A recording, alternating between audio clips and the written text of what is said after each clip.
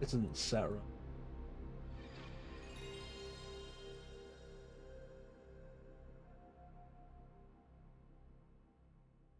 You know what? It just changed. Don't mind me.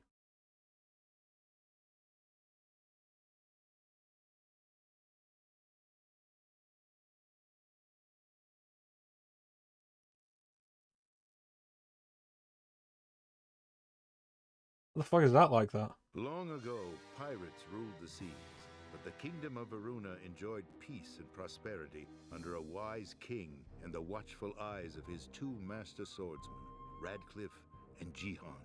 When these two fine soldiers vanished, the kingdom was left defenseless. The power-hungry Baron Diaz was quick to strike. First, he combined forces with the pirates to jail the king and secretly replace him with a wooden puppet. Not satisfied with just the throne, the Baron then recruited the former palace wizard to help him steal the kingdom's long-hidden treasures. The kingdom's only hope is the king's daughter, Alexia. Discovering the connection between the Baron and the pirates, Alexia sets out to find Flint, a famed pirate hunter wanted for treason against the Baron's new regime. Alexia knows that Flint is the kingdom's only hope. Seriously, why is that size? It shouldn't be. Why is integer scaling saying that?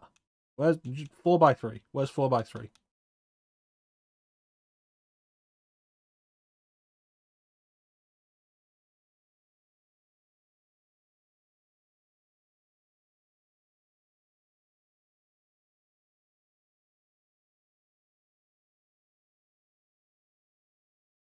Fuck it, we jump at a duck station.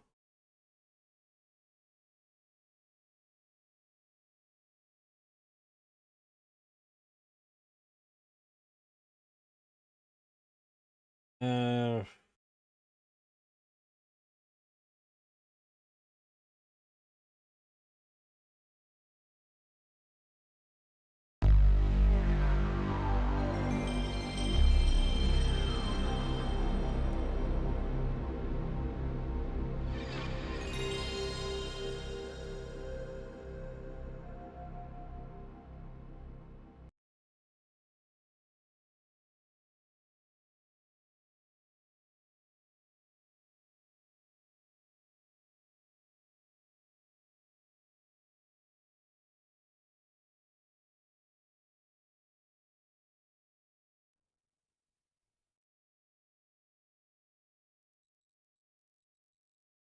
Long ago, pirates ruled the seas, but the kingdom of Varuna enjoyed peace and prosperity under a wise king and the watchful eyes of his two master swordsmen, Radcliffe and Jihan.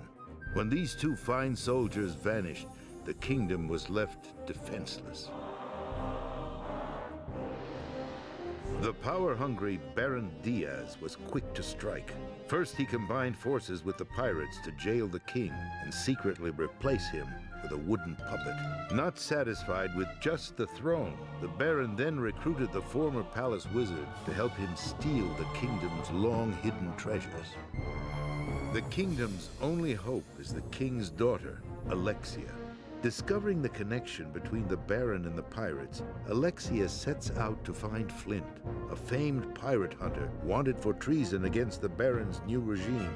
Alexia knows that Flint is the kingdom's only hope. That seems fun.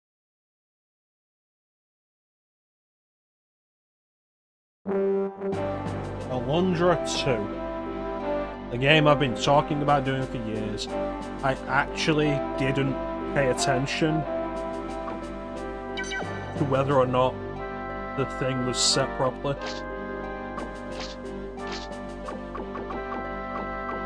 Alundra 2, a game that is probably kind of unfairly maligned because it's not related at all to Alundra 1. But I really like Alundra 2, I think it's a lot of fun.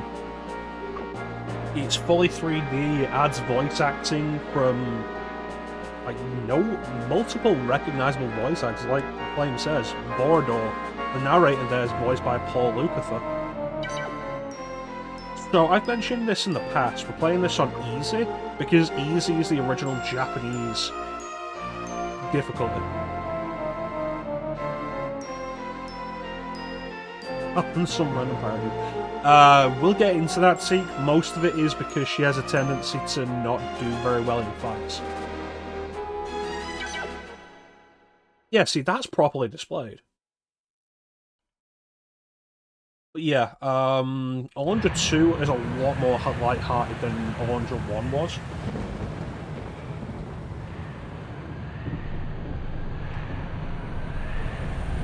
I really like Alundra 2. We're playing it on easy because easy is the original Japanese difficulty. Normal isn't in the original Japanese.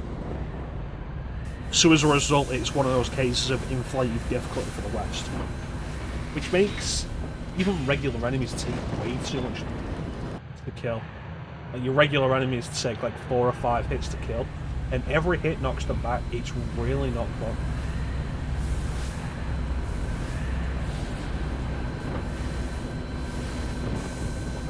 I know I've mentioned in the past that Pirate Zeppo, who we'll meet very early on in this, he's Earl Bowen of Terminator fame.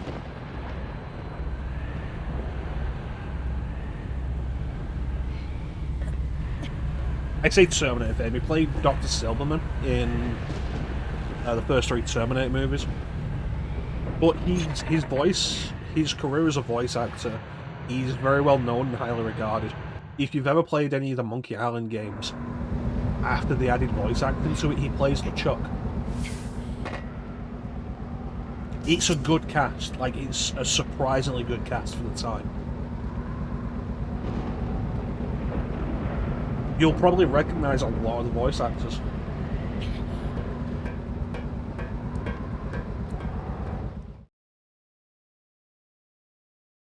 Yeah, a lot more light-hearted than Alundra 1.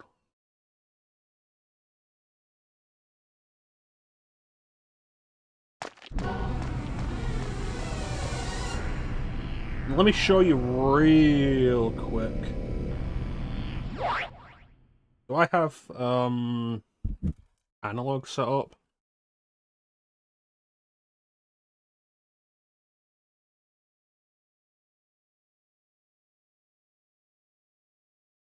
I haven't used this since I played Crash 2. It is an analog controller.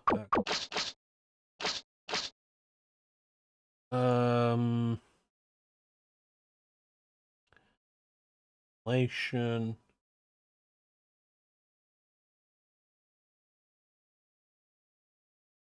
Give me a second, I'll just look up Earl Bowen's bad times name. Doing this at 1080p. Geometry correction. Yeah, it should be fun. And now the big issue we end up with. There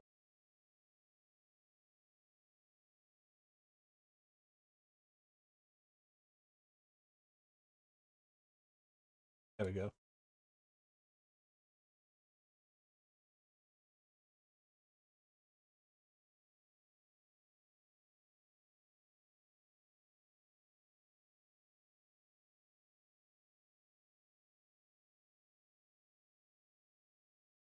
Earl Bowen died last year.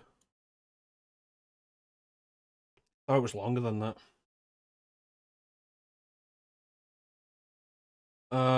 Animation. Nothing I recognize. Here's one for you, Teak. He plays Magneto in the Pride of the X-Men pilot.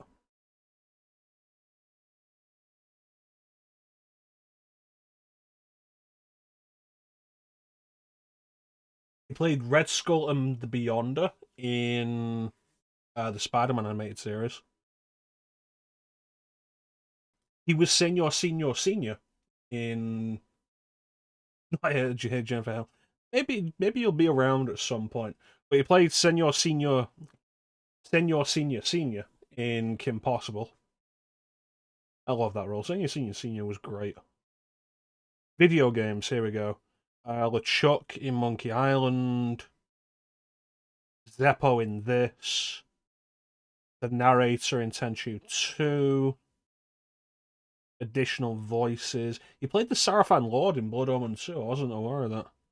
Inspector Legrasse in Eternal Darkness. X-Men Legends, he plays Colossus.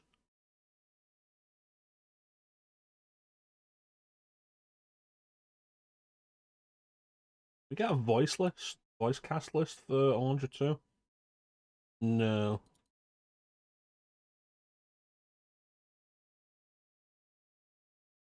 Alundra 2. IMDb. Yeah, stick around long enough and we'll probably end up playing some Kim Possible games at some point. Oh yeah, Geneva Hale is Ruby. Scott Menville, why do I know that name? Oh, the voice of Robin, of course. D. Bradley Baker is in this. BJ Ward, Neil Ross is back. Cam Clark, Jason Marsden, Peter Lurie, Paul Eiding, Eric A. Bergman. I'll talk about Blast from the Past.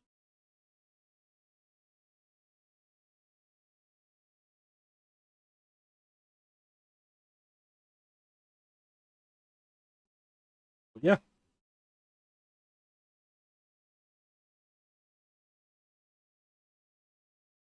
Can I actually set this up as a hotkey? Because if I could, that would be great.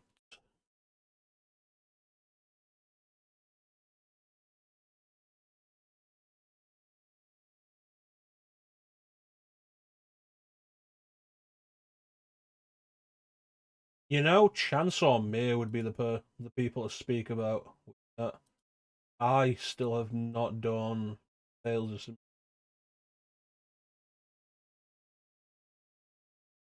Alright, there we go. So yeah, let's solve Teek's first issue with Alundra right now.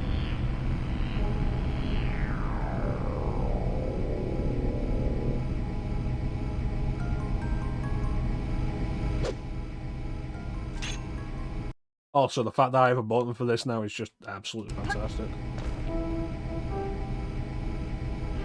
I should spend some time after this setting up the hotkeys properly.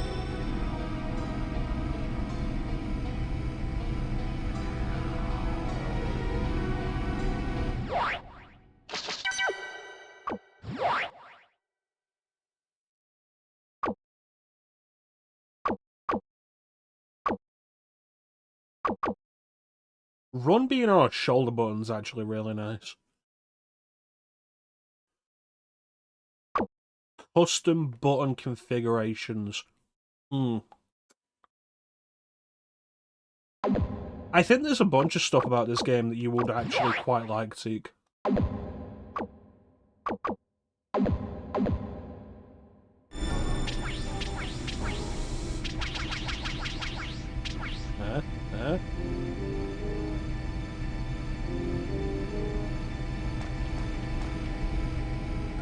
It has analog support and... Yeah, I said that. It has analog support, but it's 8-directional movement with a run button.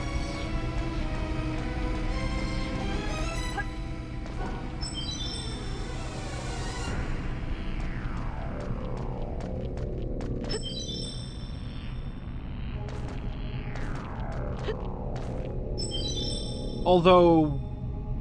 still like there are a bunch of things.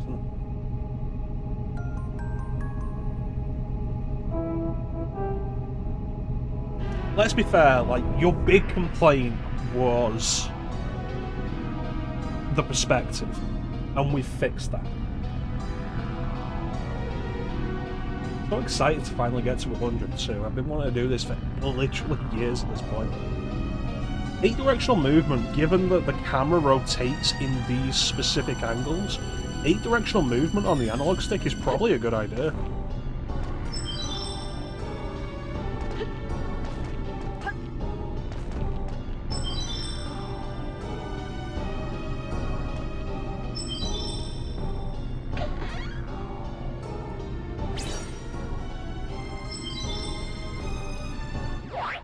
Also, one thing I do really like, the pocket system. You have no excuses now, Teak. The pocket system gives you 3 items you can quick swap between, which is underrated as a feature.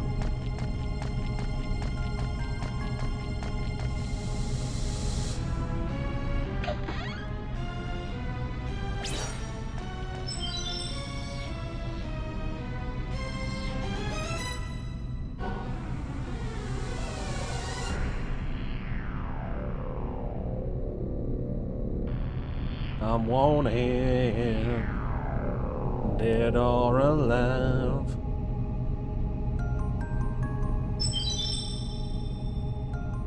Probably gonna move this camera out a bit further.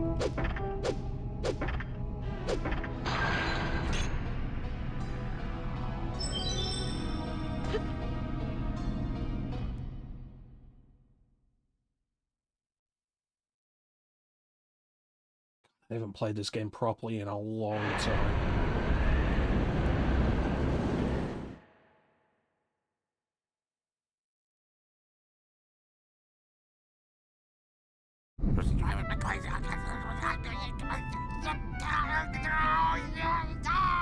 I can't stand it anymore! I gotta get off this flying hunk of tin! All this noise! This aeroplane is giving me a headache! Chill out, Pop. It's not so bad. I kinda like it. Besides, it's the Baron's orders. Ha! And you two call yourselves pirates?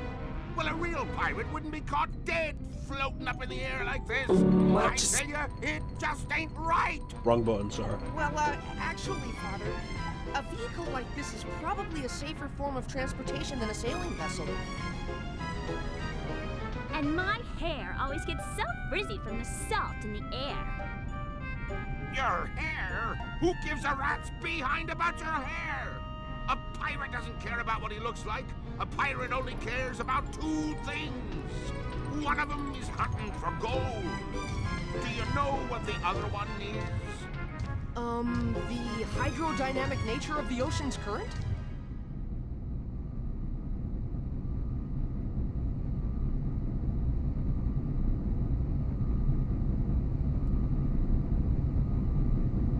Anyways, I think we should just make the best of the situation.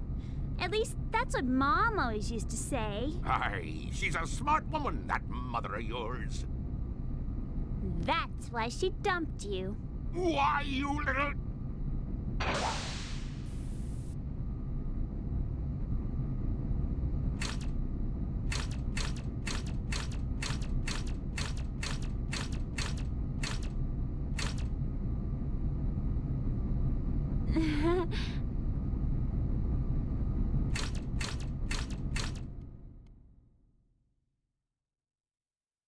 Yeah, the voice acting in this game is, like, genuinely good, especially for the time.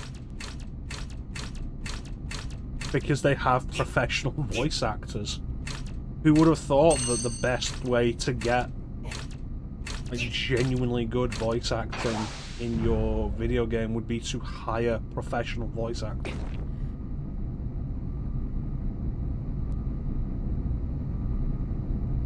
The anime-style visuals in 3D, though, really give me a Mega Man Legends vibe.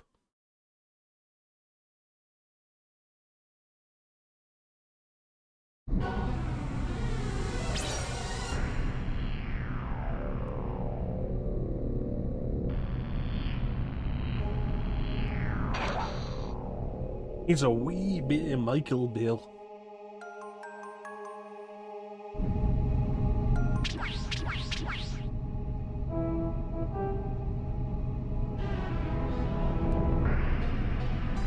I don't know what that says. The cadence of the voice acting, the humour and the visuals, yeah. Like, it really feels Mega Man Legends.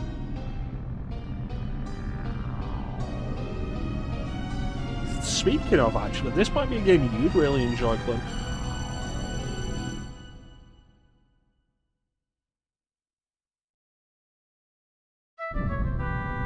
Don't feel like anybody who's interested in this game, don't feel like you have to play Alundra 1 before it, because it is so disconnected, to the point where this game got negative reception for being called Alundra 2, because it is so disconnected. It doesn't feature any of the characters, there's no connection in themes, tone, visual style. It probably would have been better off being called something other than Alundra 2. I'll play video games. And I guess you'll just have to watch me play it.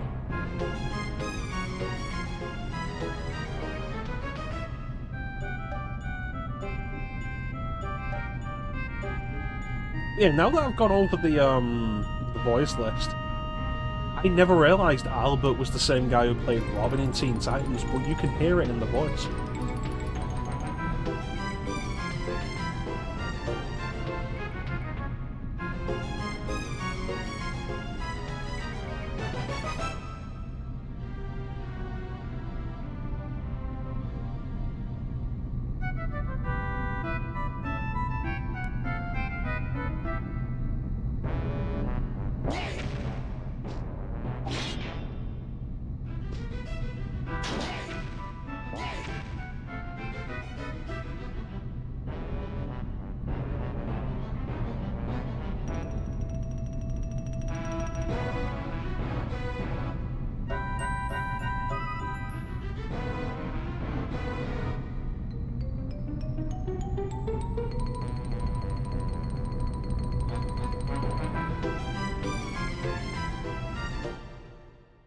Gosh, there's two characters, Robin. I'm Robin, but a nerd.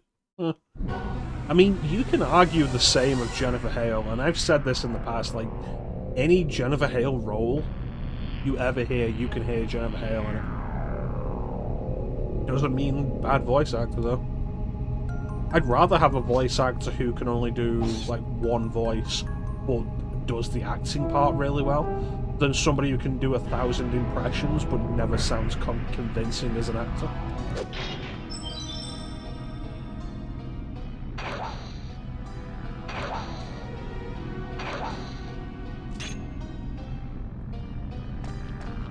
Oh, hello.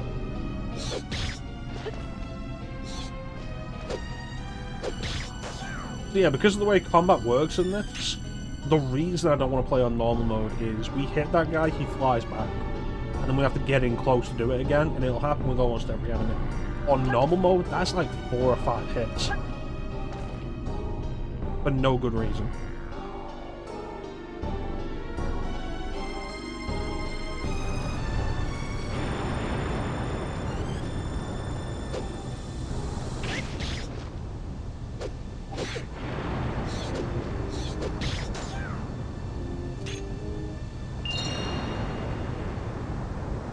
It's very important I find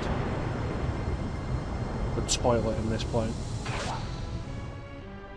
Voice is so non-distinct. I don't feel that way at all, T. I feel like every time Jennifer Hale's in something, I can always hear the Jennifer Hale in it.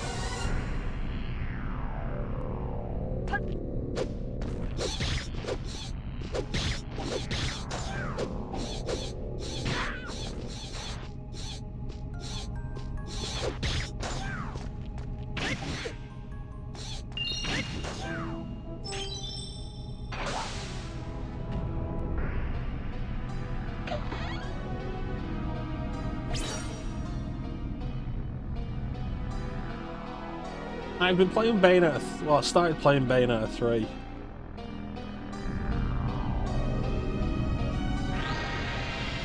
And Jennifer Hale replaced Helena Taylor. And she does good. You can just always tell it's Jennifer Hale.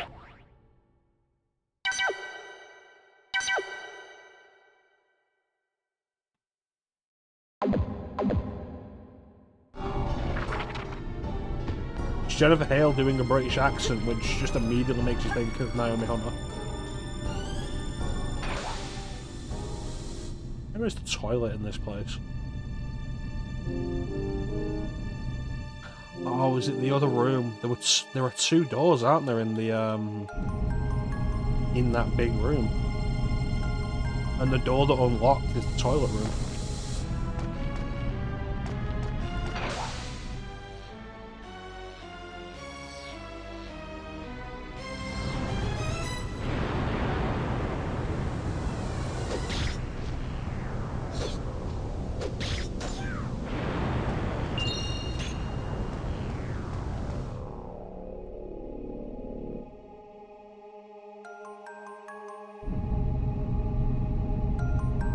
Now I'm not going to get a chance to check it.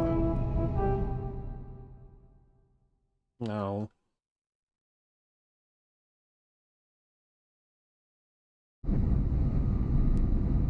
Those mechanical men. You know, I wonder how Mephisto created those things anyway. That puzzles me as well. It seems to be some type of technology that only Mephisto really understands. That's why the Baron wants us to keep our eye on things. I presume it means he still doesn't trust Mephisto.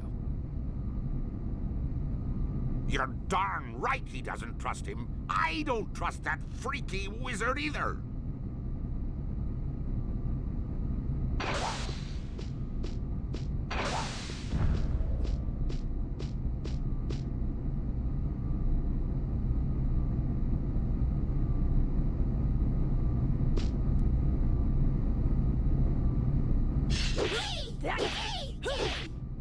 Huh?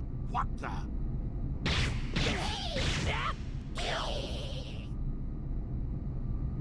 So it's you, Flint! What do you think you're doing here? Not you again! Why don't you leave us alone? I read that he's now a wanted criminal. Yeah, I know! We got him now! All right, you two, just leave him to me.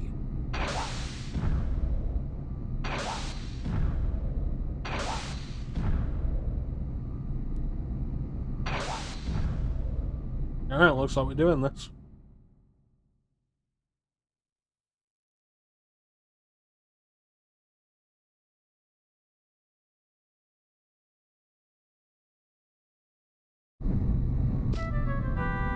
Look at that drop in bottle quality. Alright, thanks for joining us, Teague. You take care of yourself, buddy. We'll catch you later.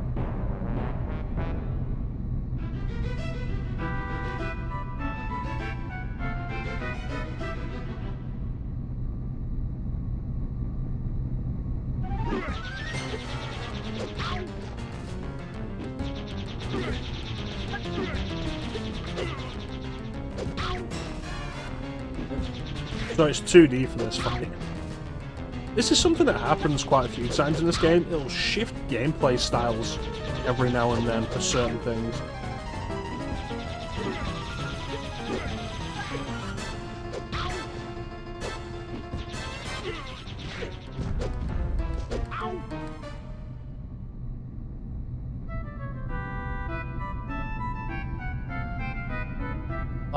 We'll probably end up seeing some of the mini games in this game. And if you remember the ad that I posted in the Discord for this game, like it shows, oh yeah, do mini games. There's like the mini game they're showing happens directly before a boss fight. Calling them mini games suggests like stuff like Wonder Square or something, but it's more in the sense of like less doing the G-Bike game at Wonder Square and more actually riding the motorcycle out of Midgar and then fighting Motorball afterwards. And that's how a lot of the minigames work in this. A lot of them are one-time affairs.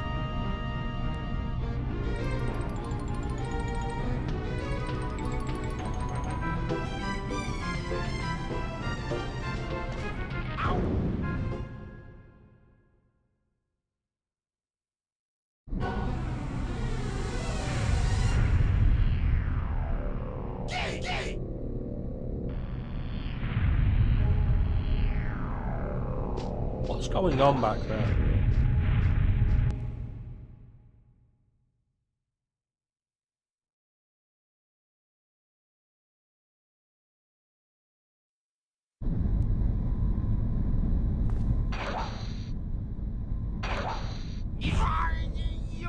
I'll get you!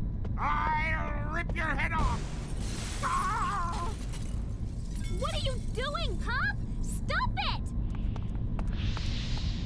Oh, Flint, you puny little punk! I'll hang your ears from my mizzen mast! Oh, okay, Pop.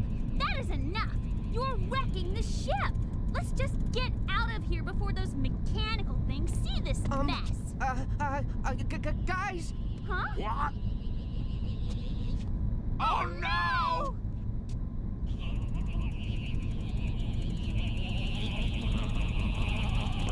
We were, wasn't.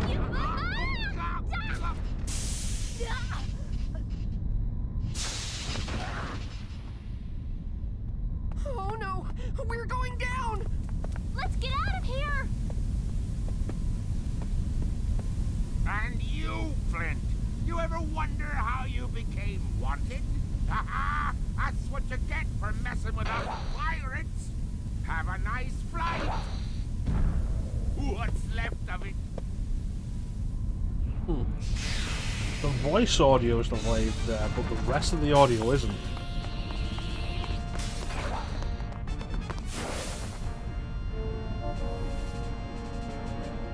Flint! You know, I almost forgot to tell you. We've only got 3 parachutes, so it looks like you'll just have to find some other way down. Ha! Ciao!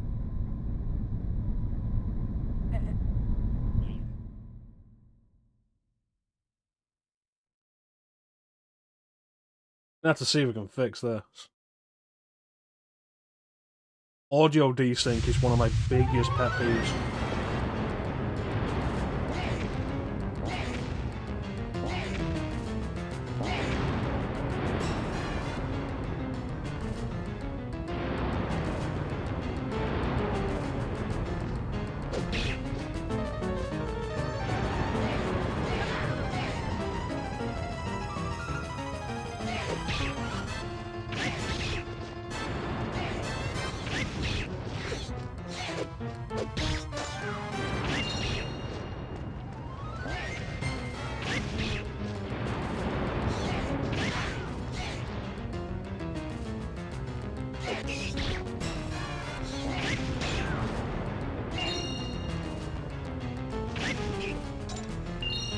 Yeah.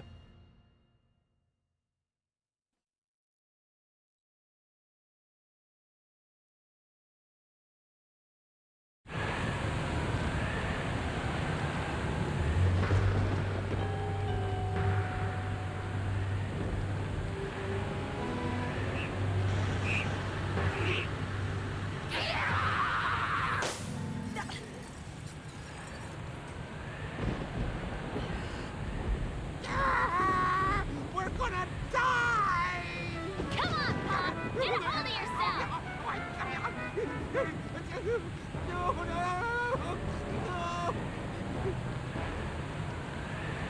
Sorry, Flint, but it looks like this is where we say goodbye. See ya! Father, when I give the sign, just pull this string. Jump, you big wham!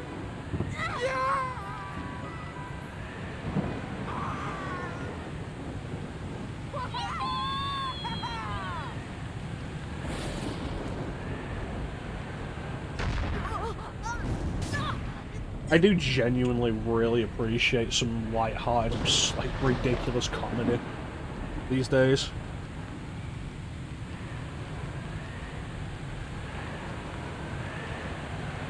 Feels like we don't get enough of it. So, it looks like it was just that one cutscene that had the sound delay on the voices for some reason. We'll have to keep our eye out for that. Huh? Bye-bye, Flint!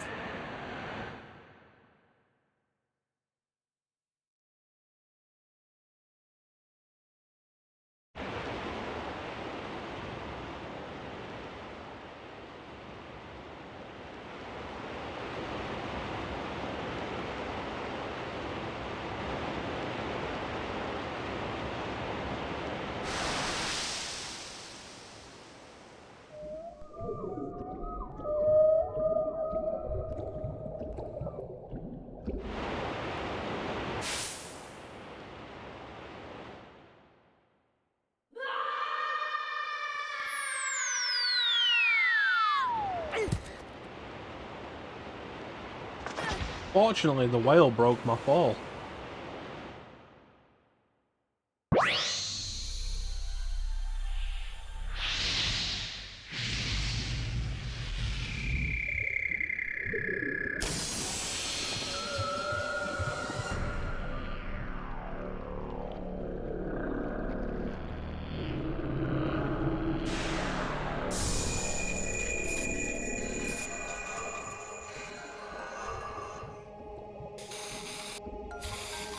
Unfortunately,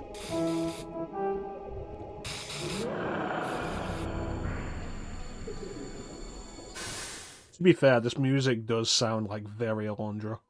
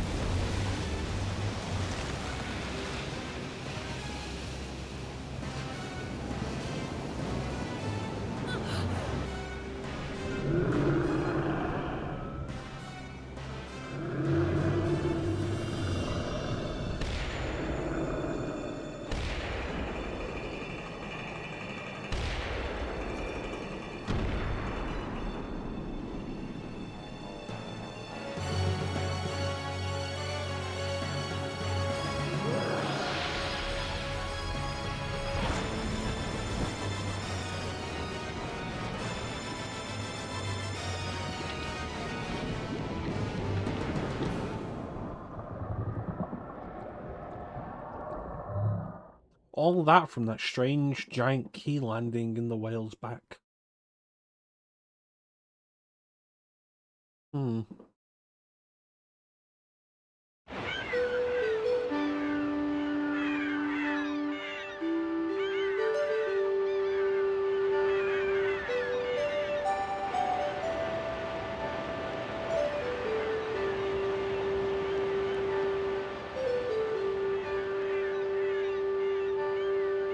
His eyes are open.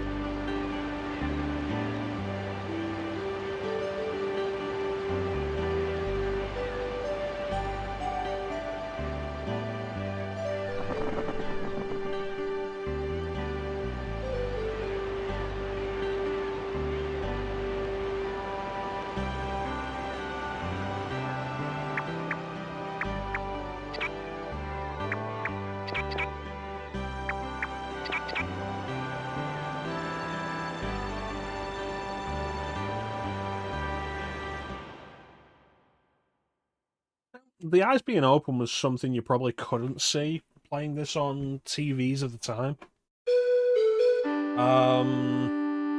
Ocarina of Time has the same thing. When Navi wakes Link up at the start of the game, if you pay attention, you can see that Link's eyes are just open to begin with.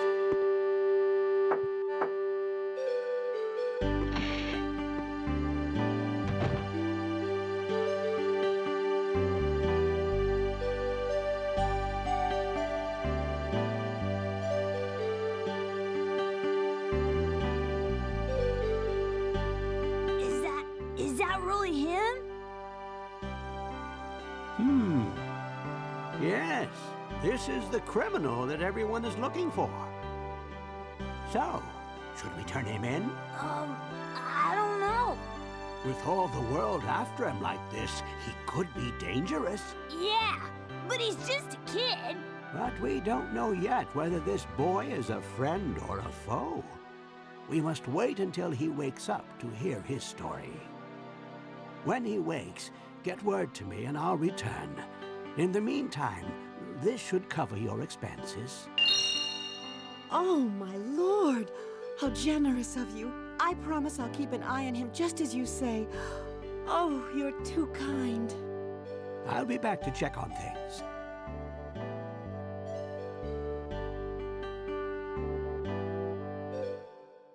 I feel like that kid was voiced by Jennifer Hale.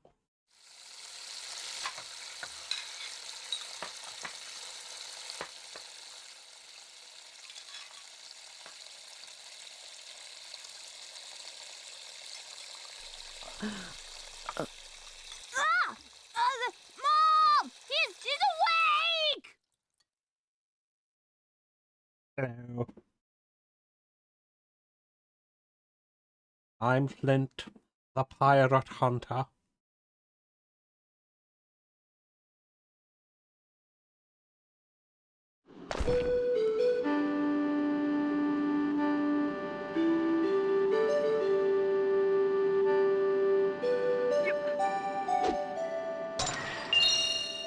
Stealing your piggy bank.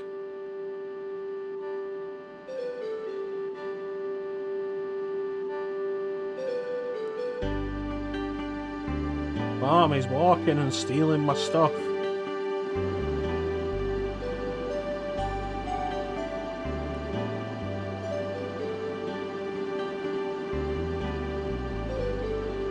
Three days ago, you say?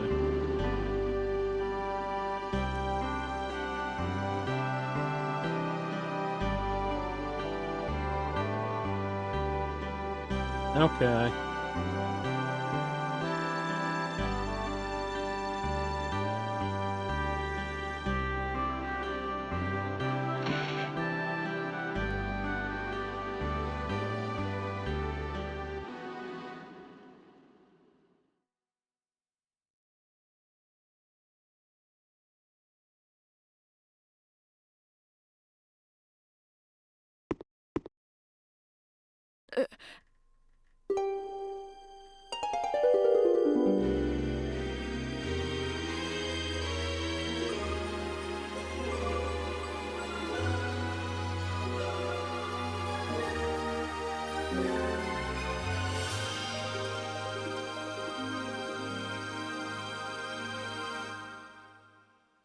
So you're Flint? You know, that scene was actually really well done for PS1 graphics. Especially like the hair coming out of the helmet and falling down. You can see how they did it and how simple it was, but like it was really well done for PS1 graphics. No.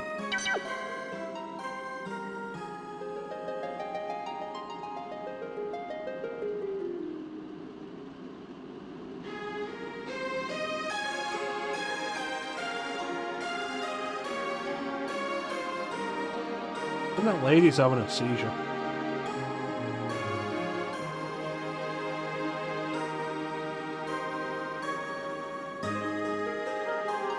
Oh, you're fighting pirates as well?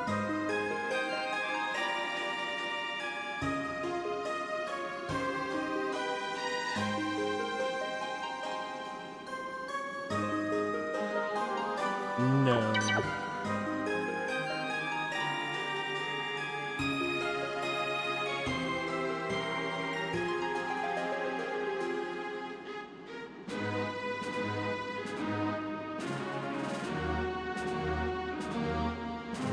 No.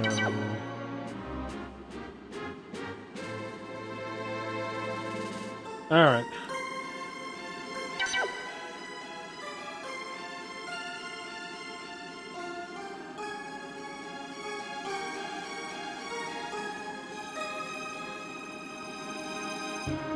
This entire idea itself is ridiculous. It's like, oh yeah, the king has disappeared and the baron just put a wooden puppet in his place. Everybody has bought it.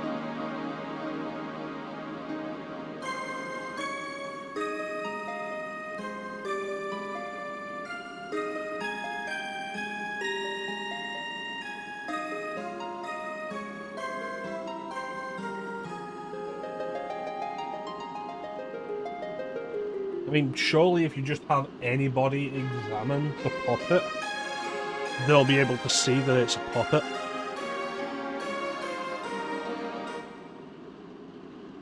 I feel like that's the best idea, surely.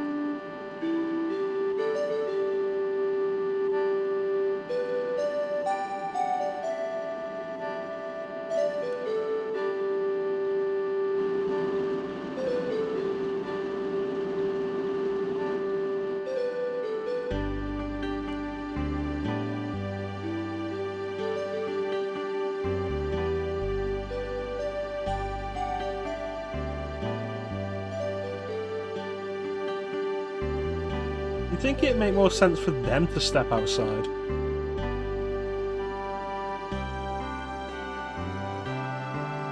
Alright.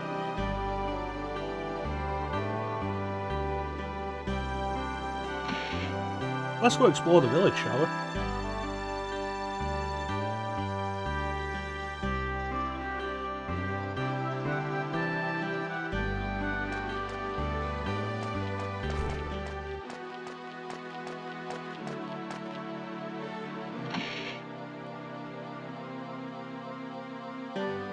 Hello. What items do you have?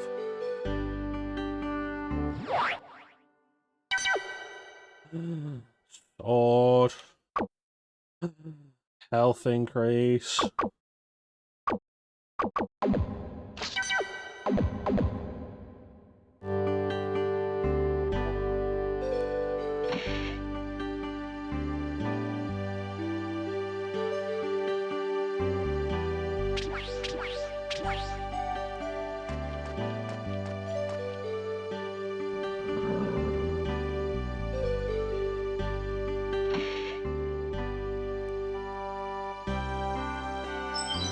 Oh, toilet.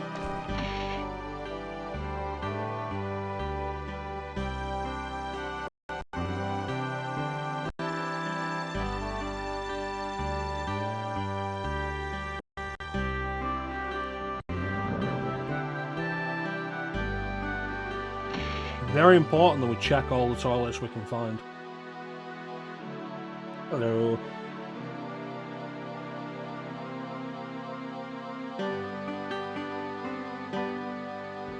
Huge bird monster. That plane I was on?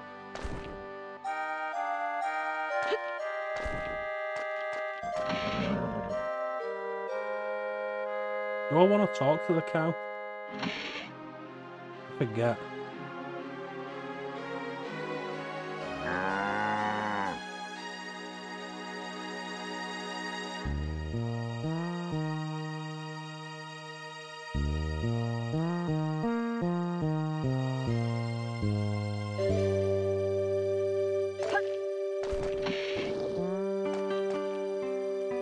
Bullfights sound like really unappealing.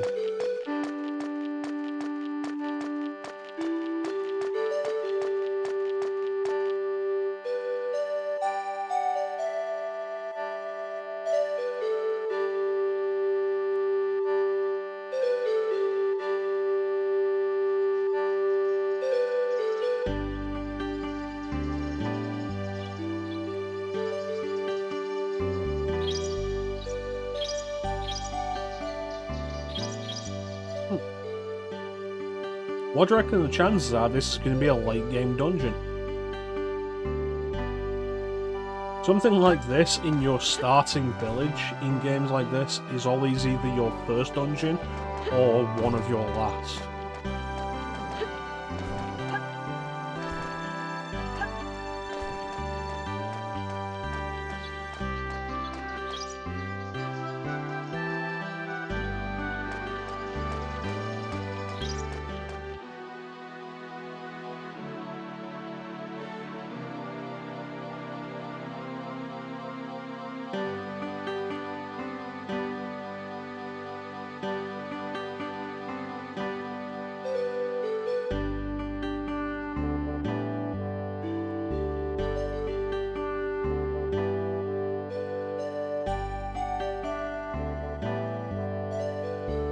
A sign of his wrath.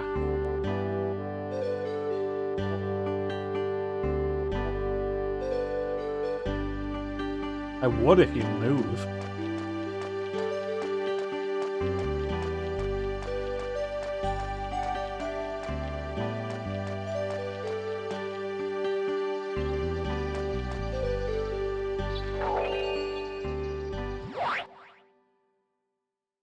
Maybe I should switch it to hold to run.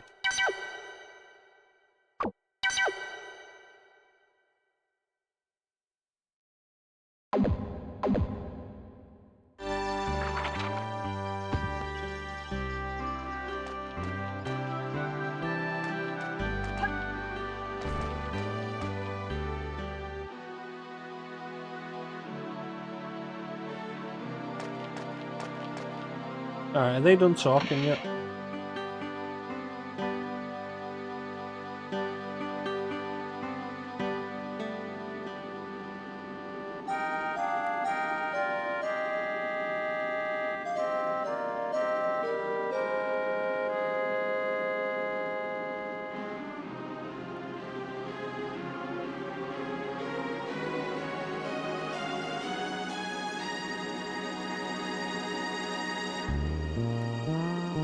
Okay.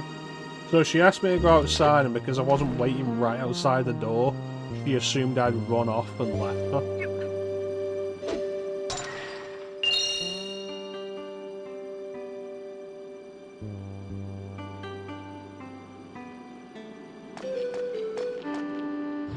Let me change that to hold to run.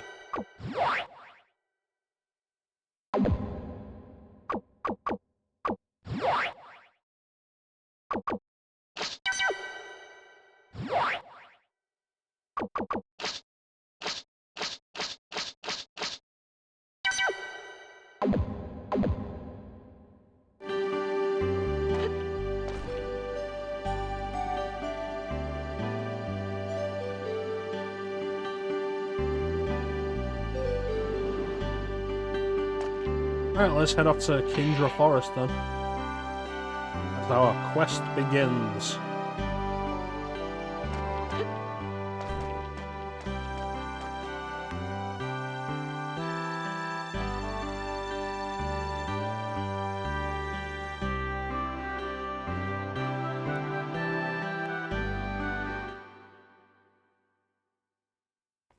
So Alundra 2 doesn't have a world map, as much as it has areas that you travel to.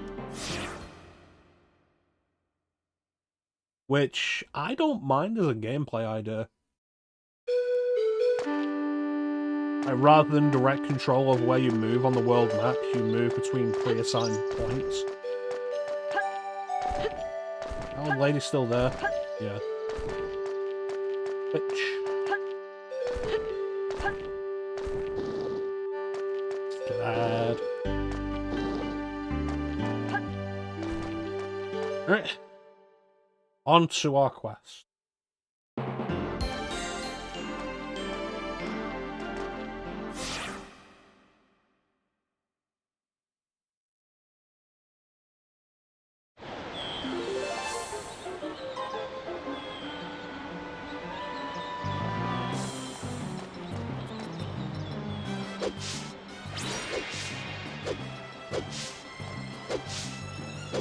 Could do with some of this money.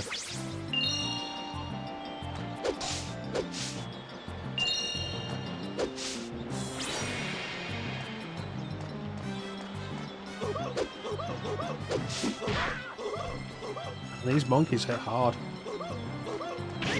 They're also wearing underwear for some reason.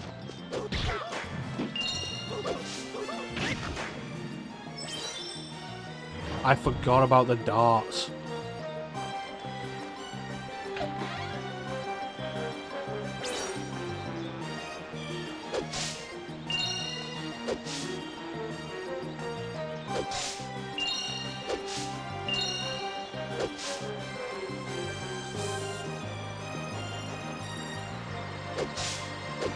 I just want money for a new sword.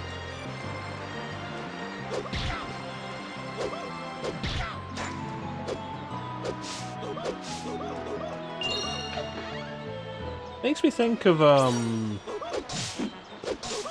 if anybody ever played any of those Net Rose compilations. If anybody even knows what Net Rose was.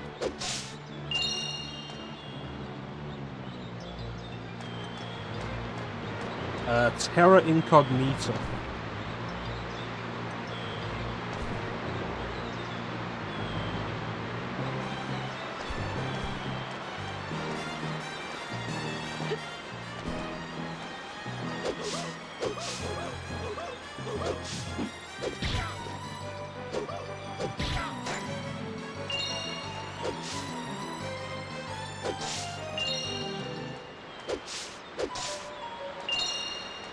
Alright. I think it was 500 for the new sword. And one thing I do like about a system like this is if, like, when we finish this area, we'll be able to go back to the previous area, I think, without actually going through this area again.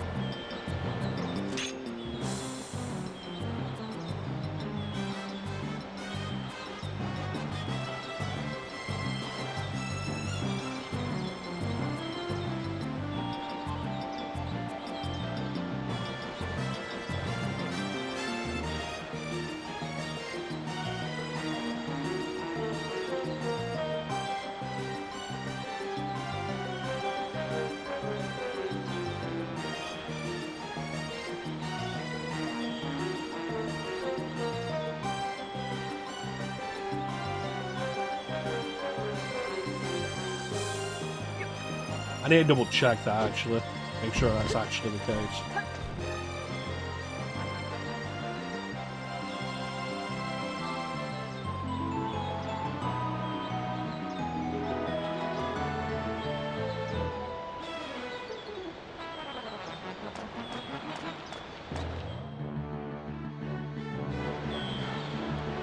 Hello?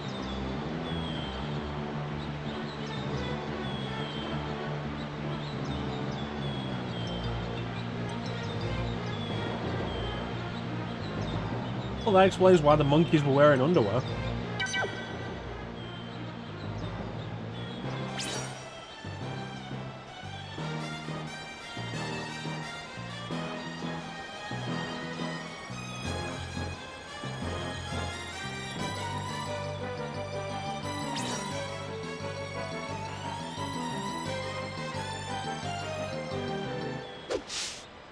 Cool. You know, if you wanted to explain to me what the compass does, that'd be great.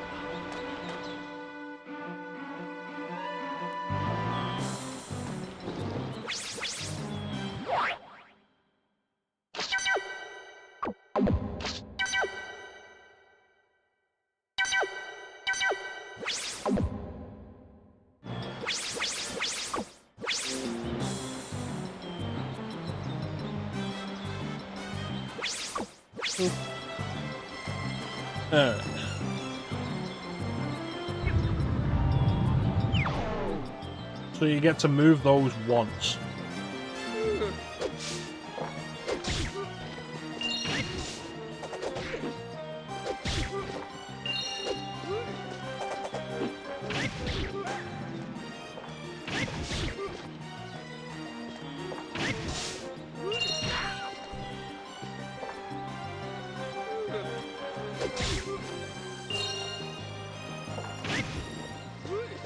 You can create some pretty decent puzzle scenarios with blocks you can only push once.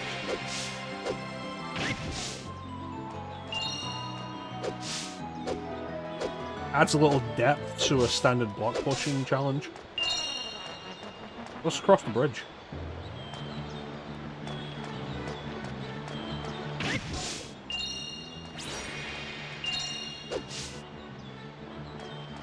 I think once we're done here, we'll have enough money for the,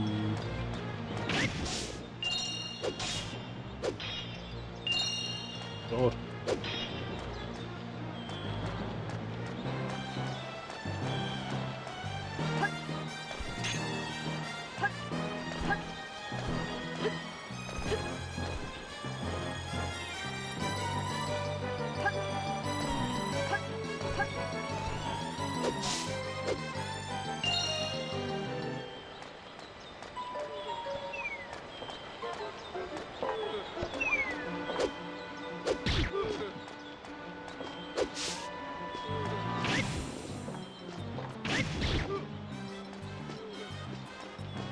So the big problem with combat and why enemies taking more hits on the Western normal mode is an issue is because enemies get iframes along with being knocked back. So it makes combat take so much longer than it should. And it's ultimately, like, really just tedious. It doesn't make the combat more difficult, really, it just makes it take longer.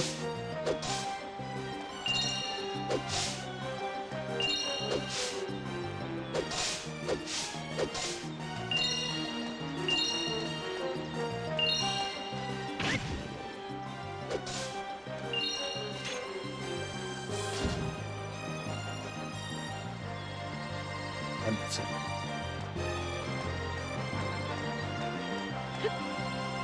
Empty.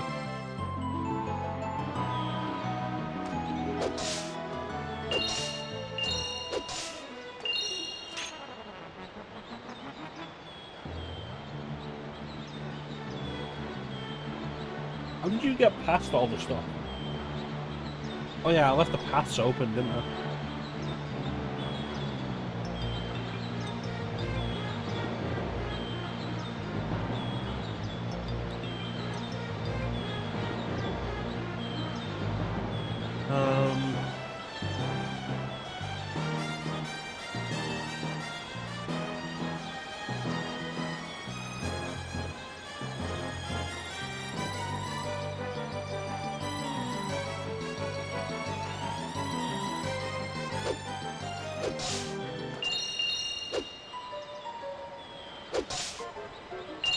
Want money for a new sword.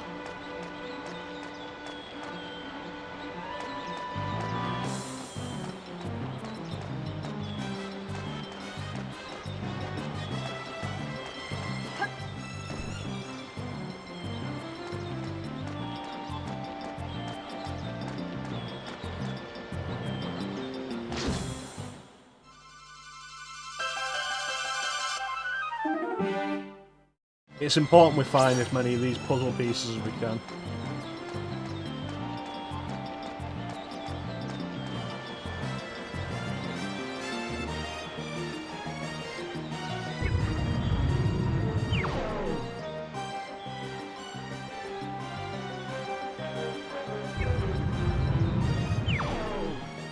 So the way you're actually supposed to find that is you push and pull these blocks to get past. And then Prunewell comes out and is like, oh yeah, I just took a shortcut here.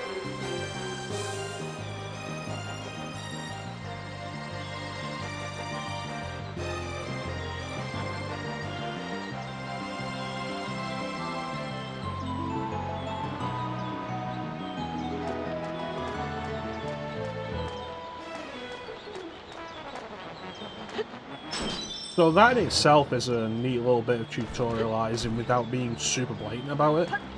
Kind of just being like, maybe check around with the camera. There'll be things you've probably missed.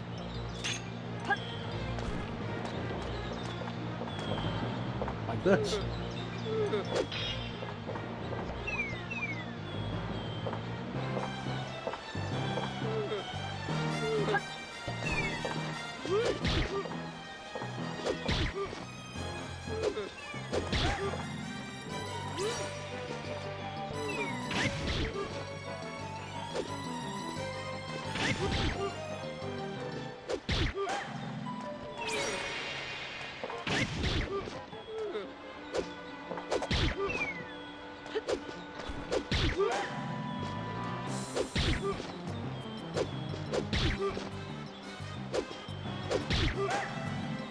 And now they disappear. Awesome.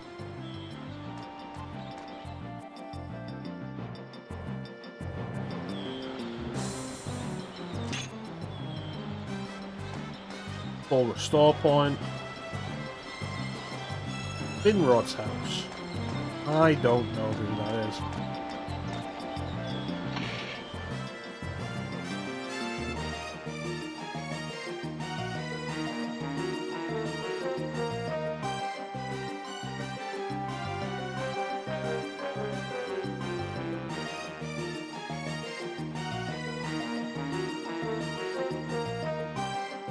Yes.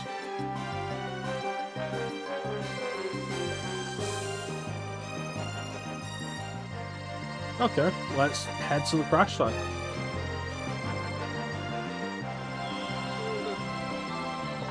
I appreciate that guy doesn't complain that you're coming into his house and asking to pass through. Because if you're going to build your house in the middle of the road, you shouldn't be surprised when people ask to pass through your house. Because your house is in the middle of the road.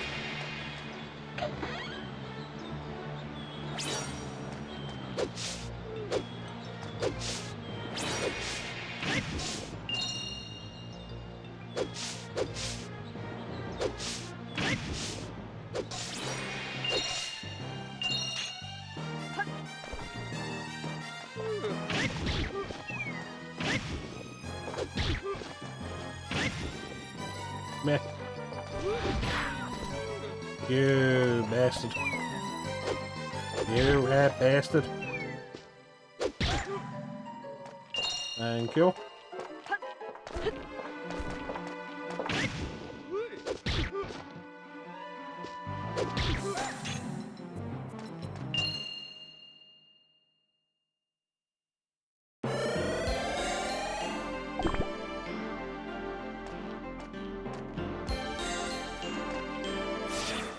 Yeah, let's go back and get that sword.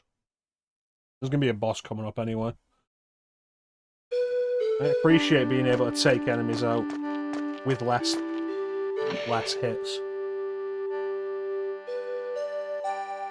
Yeah, that's probably right.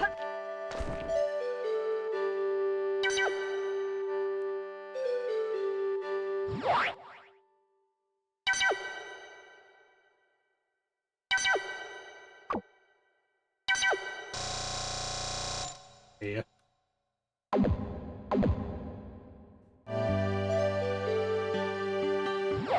So that's new sword. I'm sure the sword's supposed to appear somewhere.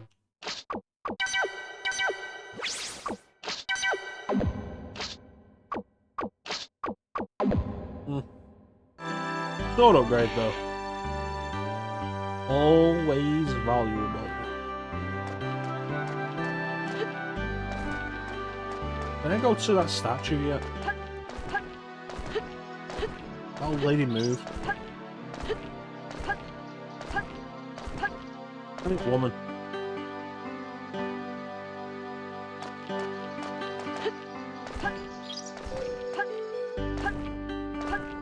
Alright, so we're heading to the crash site, so we need to make sure we get the toilet this time.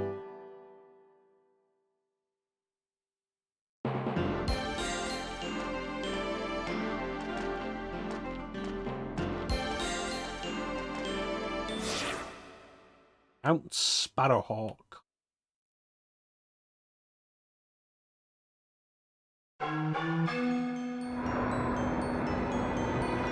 Hello.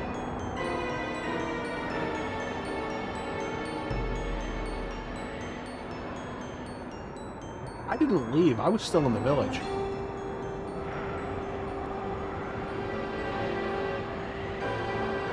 Not worth arguing with her about this.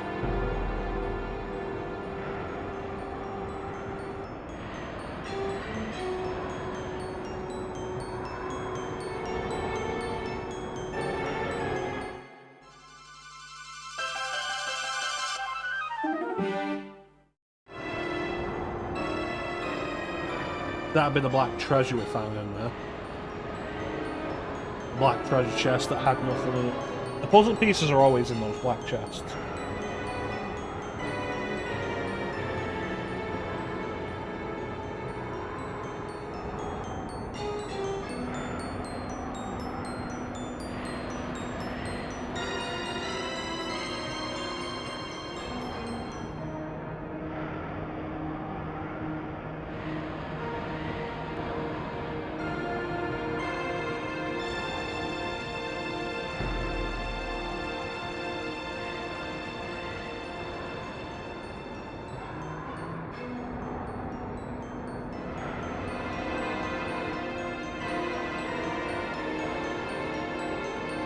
Yeah, this would be the flying monster.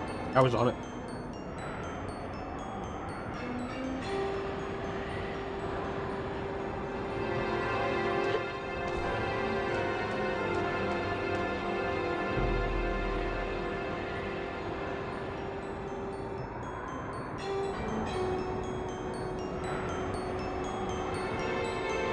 Looks like an entrance.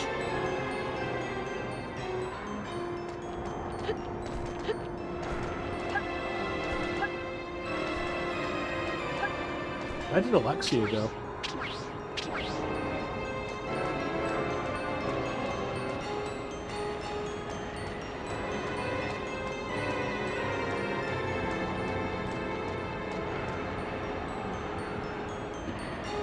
Where did Alexia go?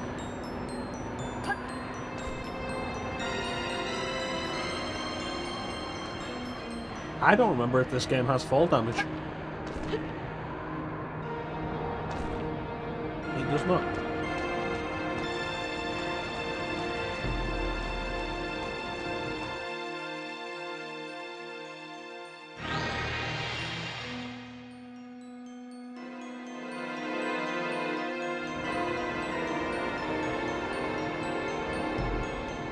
How's everybody doing tonight? As we approach the evening hours. I say approach, it's almost 9:30 now.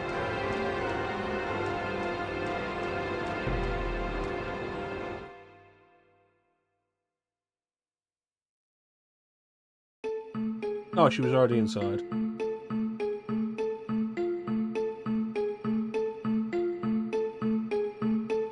Living the dream. Yeah, I killed several of them.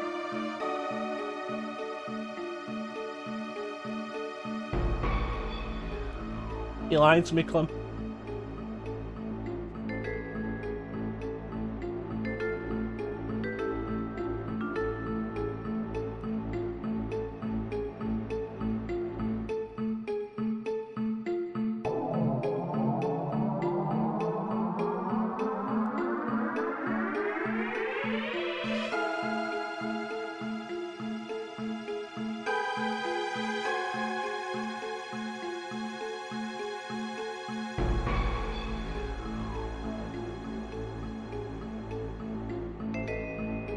You don't think so?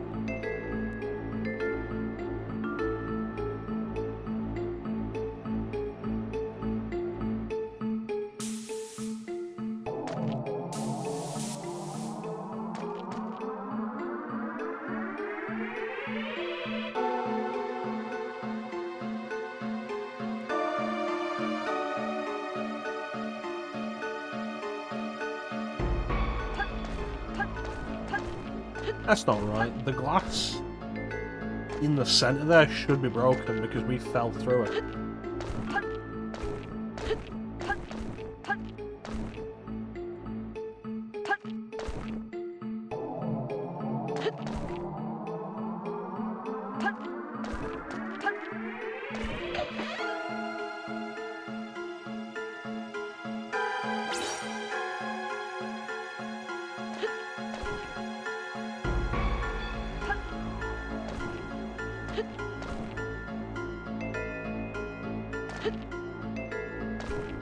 Really hoping I'd get that without having to climb back up. I started using the analog stick, but my hand just keeps going back to the D-pad. So we're using the D-pad now.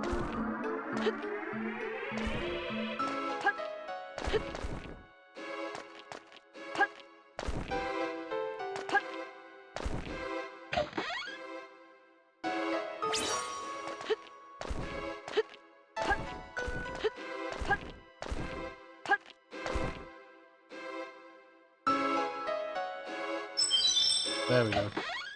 We got the toilet. Very important.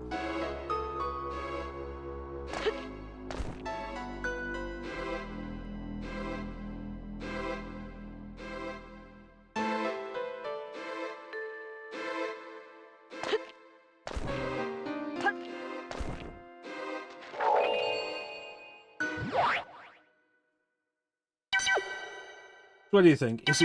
Is it cooler when the book opens on its own, or when a Moogle pulls it out of its arse and throws it on the floor to open it?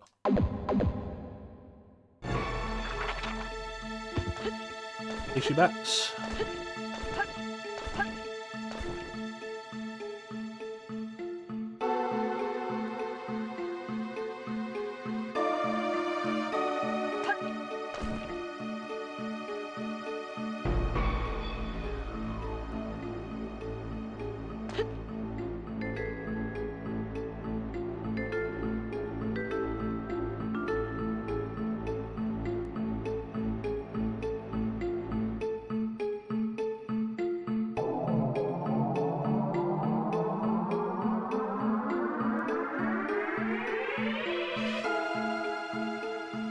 What is it? It's the letter. Either way, just let me save the game. It's a letter from Baron Diaz to the pirates. It says, "Dear pirates, keep on pirating. Your pirate friend, Pirate Baron Diaz."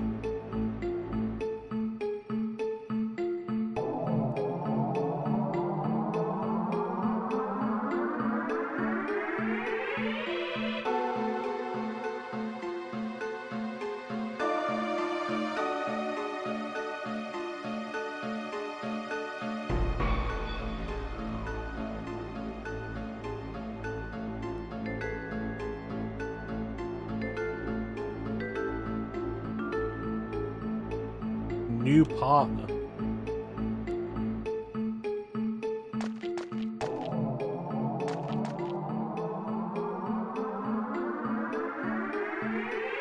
I literally didn't do anything. I mean, I caused this thing to crash, but she doesn't know that.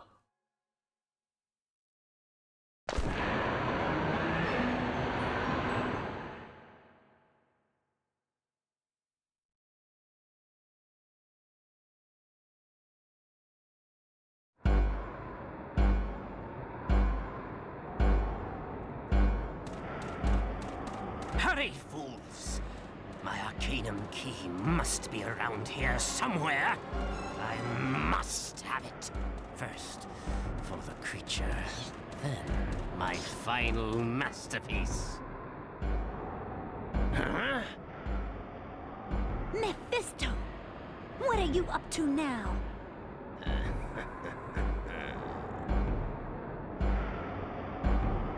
Come, my servants.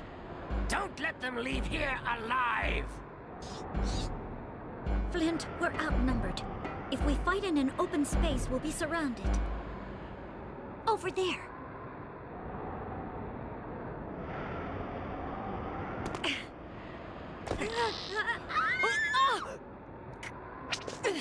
She's not very good at this.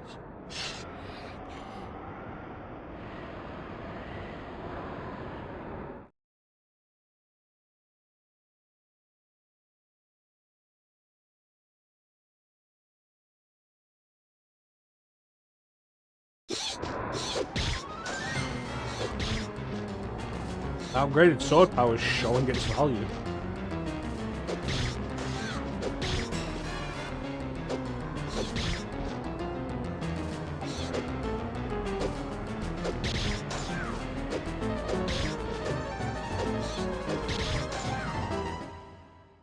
Well, that's enough messing around.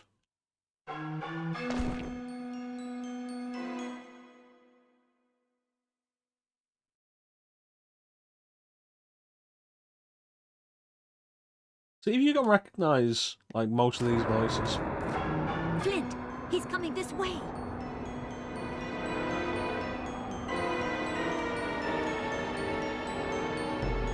Where did that cat come from?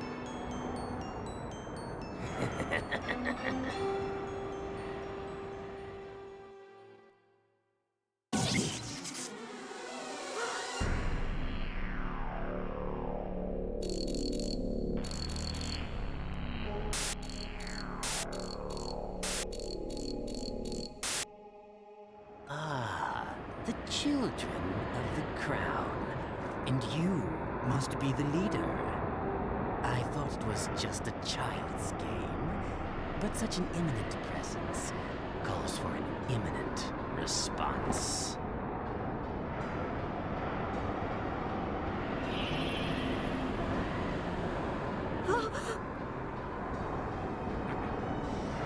Time to catch some mice, Pandora.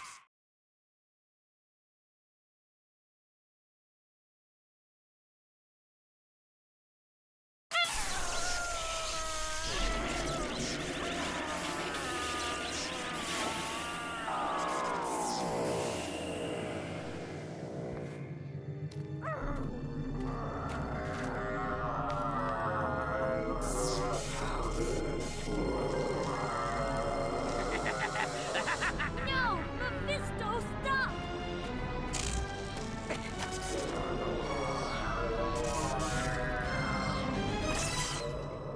Why does it have a woman's face?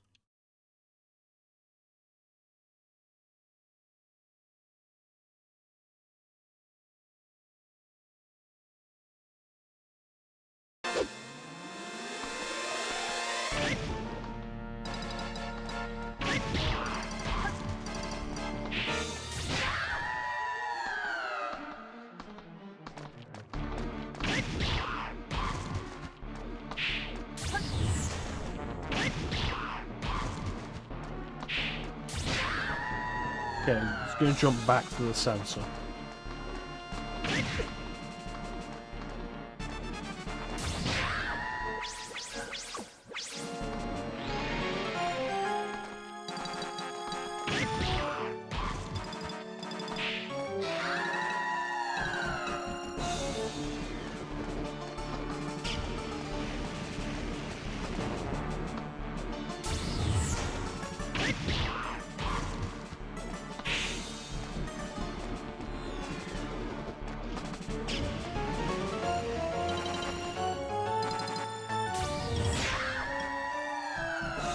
Done better.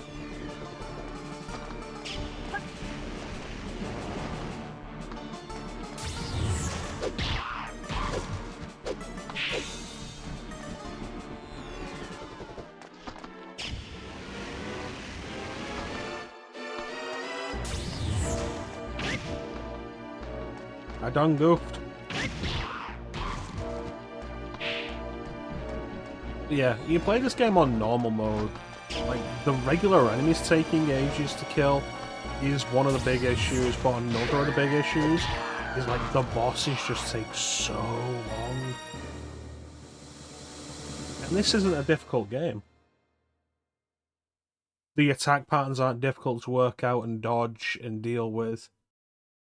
So it just takes longer than necessary. Which it kills a lot of the enjoyment. You did it, Flint! Yep, I killed a cat. That cat's not coming back now. It might have been innocent.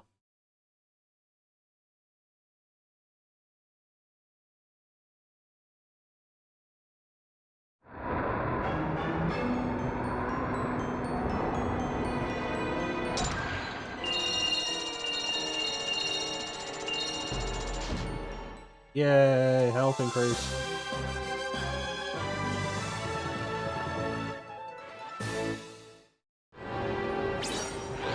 Does it make sense that the health increase would appear right after a boss fight? No, but a giant piggy bank also appeared from the sky, so stop asking questions.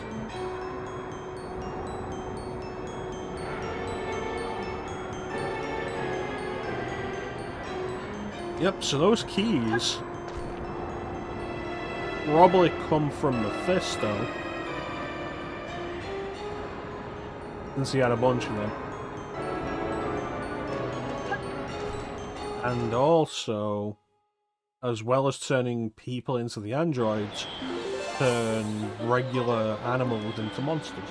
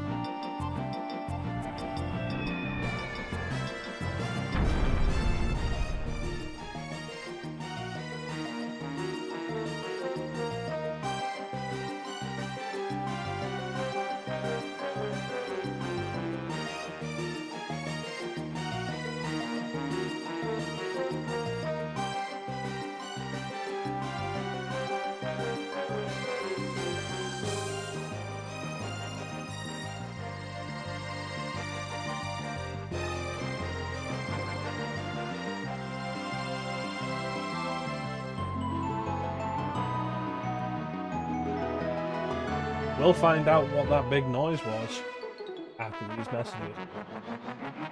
Take this opportunity to go and grab a snack, a drink, take a bathroom, whatever you need to do. And we'll be right back.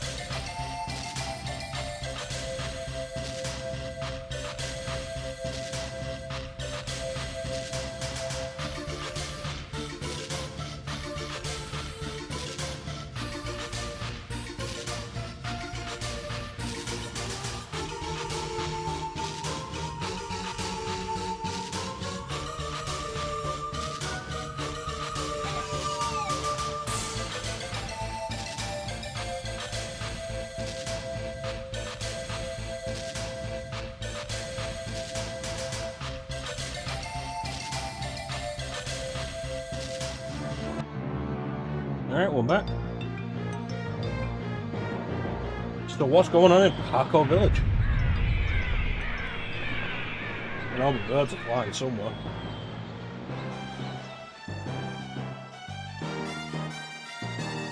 That skybox looked lumpy.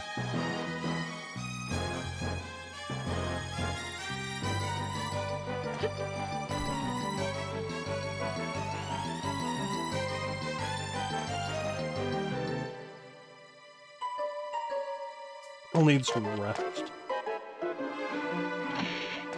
Old man barely moved.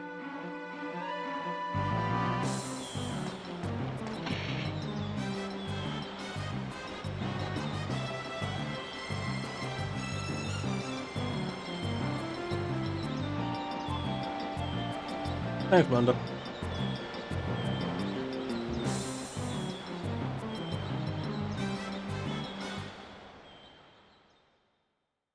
Can't do anything right with this woman.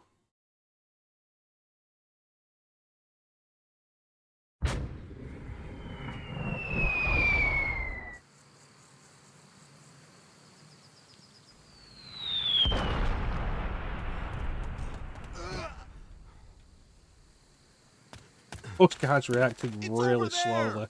Look! To the west!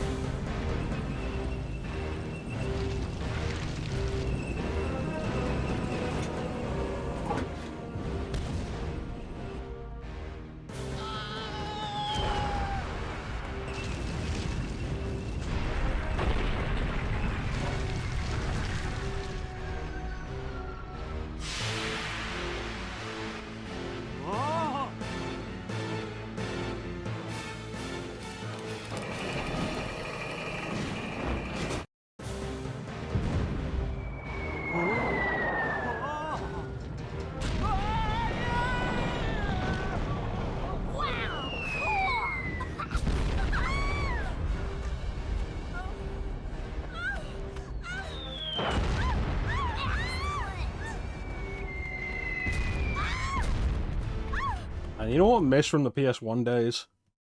These cutscenes that ran at like 15 FPS.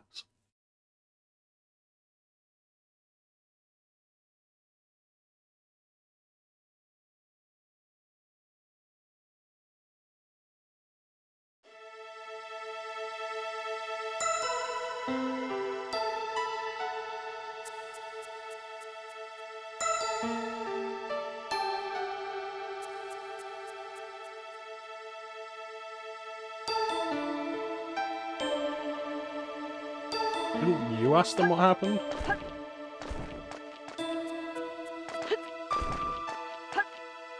Oh wow, they completely destroyed the house.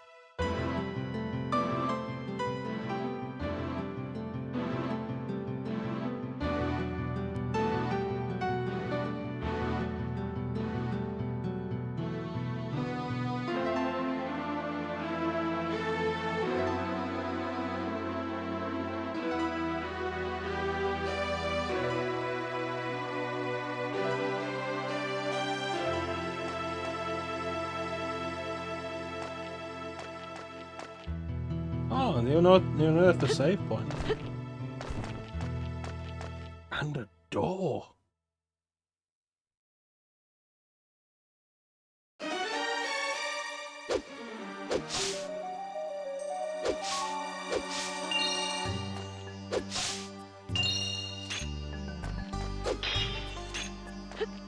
Oh, can't get in there yet.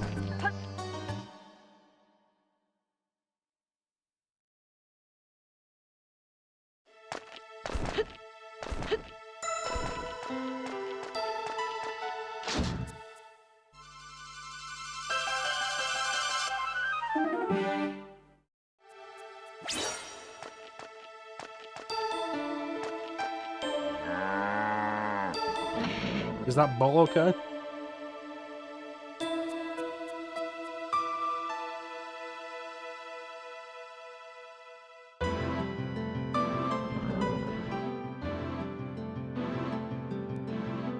Is there a way to increase the message speed?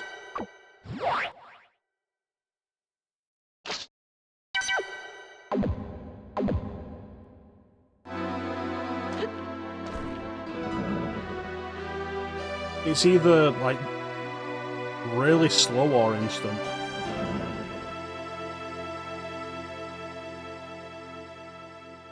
And, you know, maybe because they're dicks.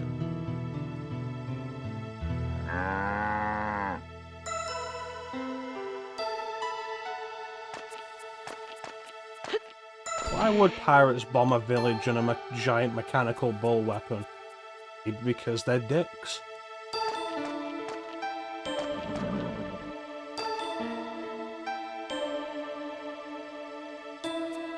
Oh, cool. This man keeps his merchandise in his back pocket.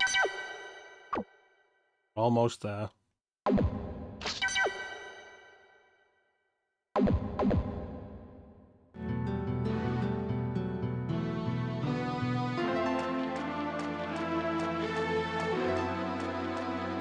What about the old woman who was blocking the statue? Excellent. They killed her.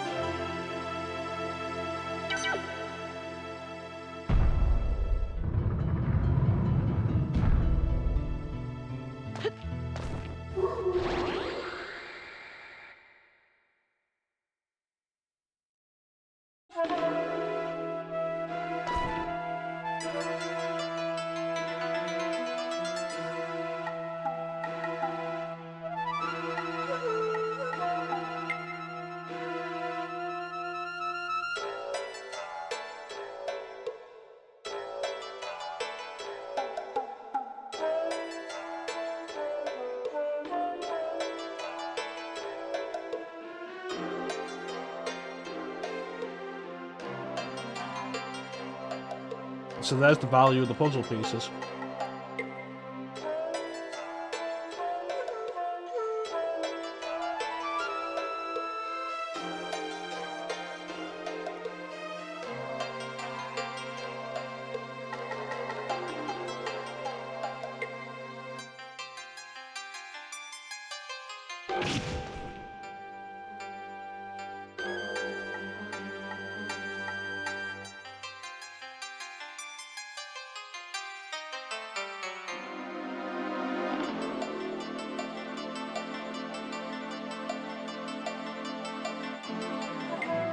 And this is why we're after finding toilets.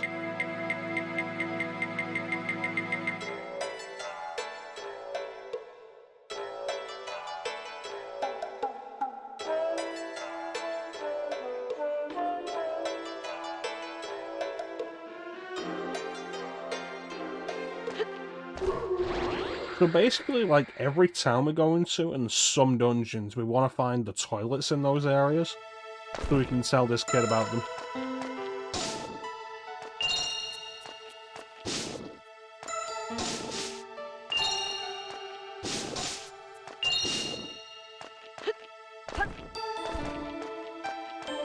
Then he'll teach us his attack.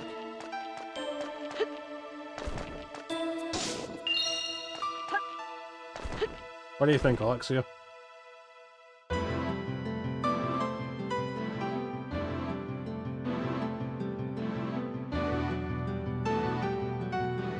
Alright.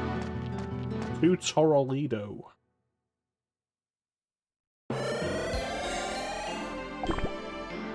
This away.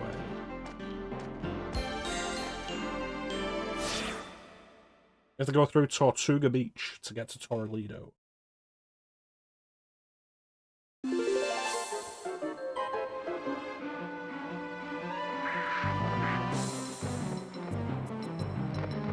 We're just going to leave Prune well behind. Absolutely does not matter.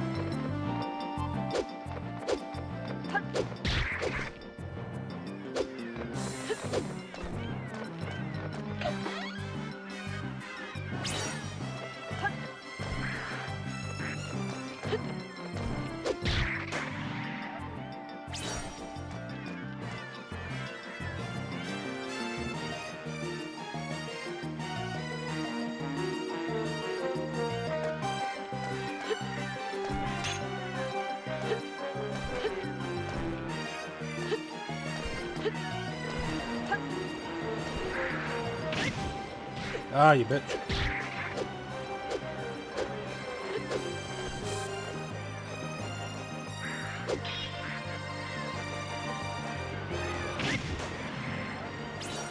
I don't know how to destroy that.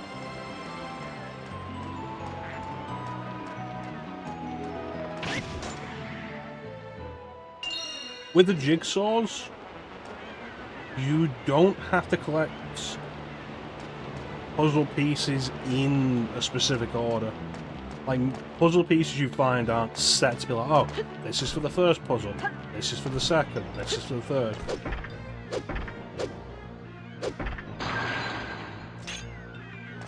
It's literally just the number of them.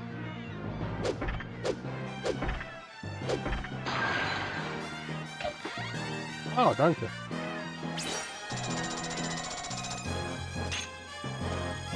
Once we're done here, we can probably go back to Parkour and pick up that health increase.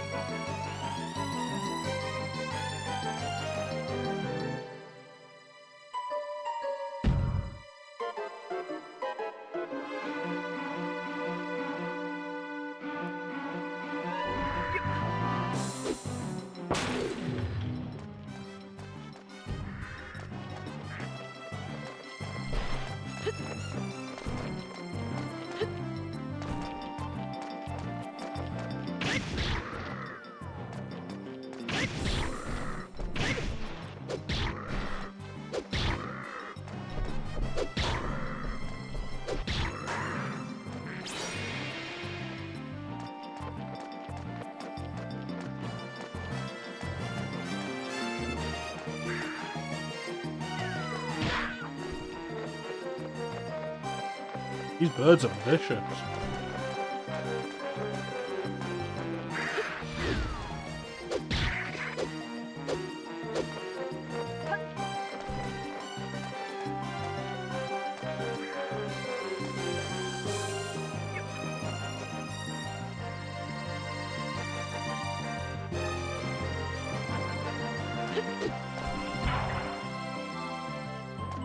That was an Alundra 1 noise.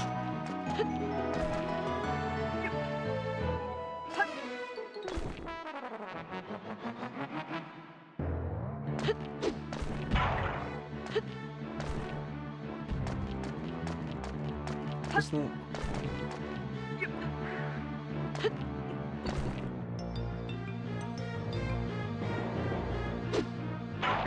There we go.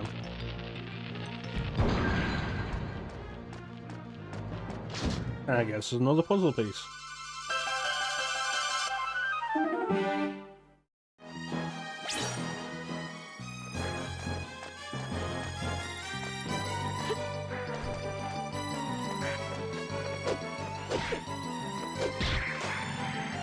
And another dart. I think the place we use the darts is actually in Torrelito.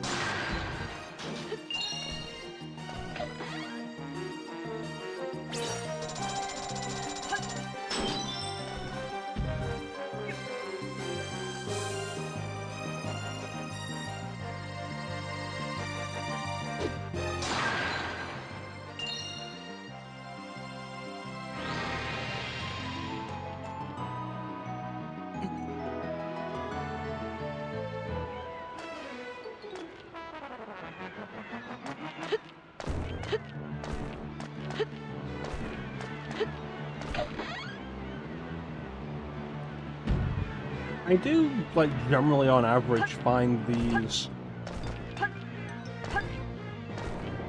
what do you call them, like, traversal areas?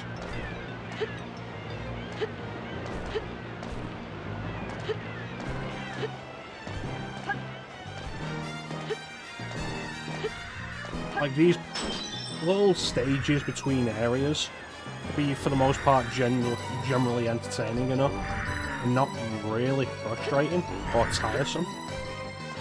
Which is a difficult thing for the games like this to do. A lot of the time, you get to a point where you exit a village or whatever, and it's like, okay, go to the next area.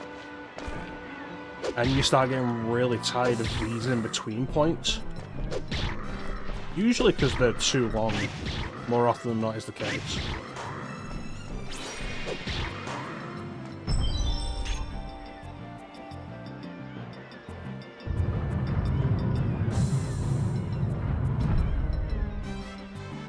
Or they're just generally not fun.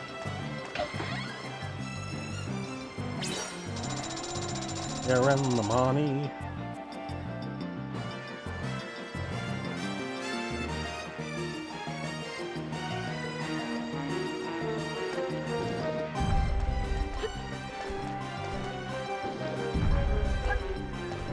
We got a lot of what it takes to get along.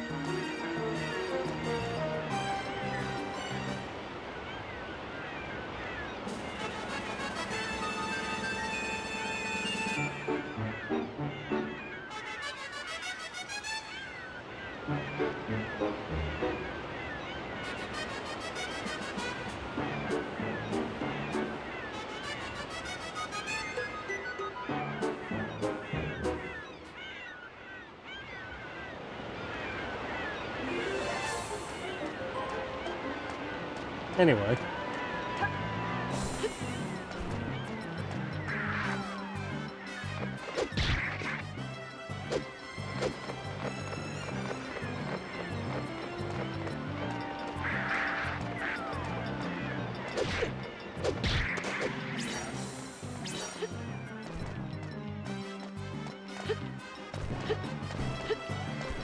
You okay there, Alexia?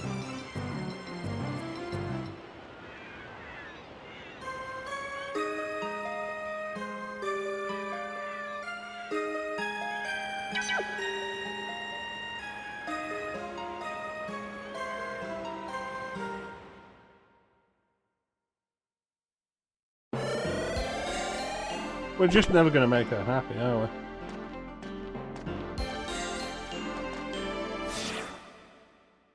Yeah, I'm going the wrong way. What about it?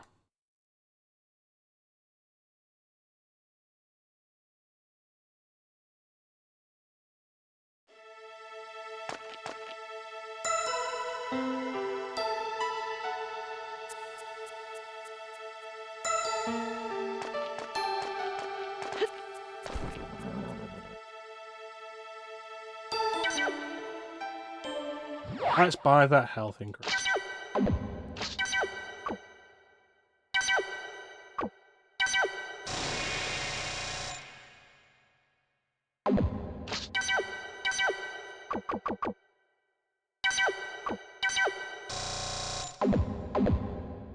Now we've got room to pick up more herbs.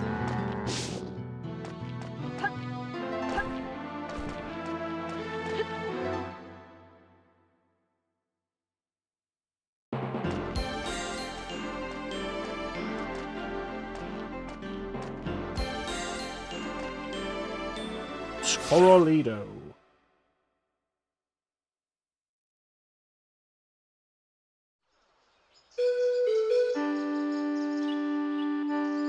Can I help you?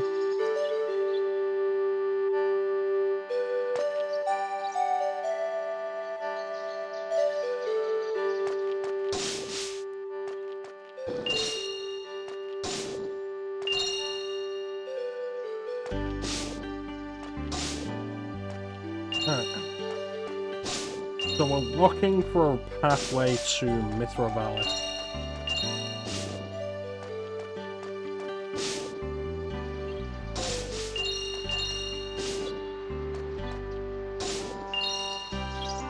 Don't judge me.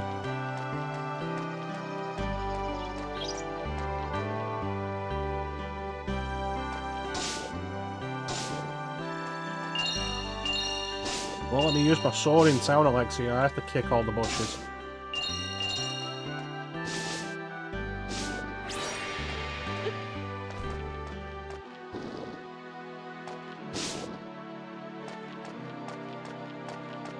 Alright. Check this area out.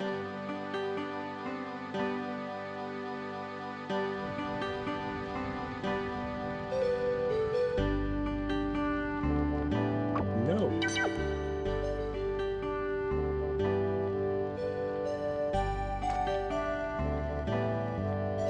No.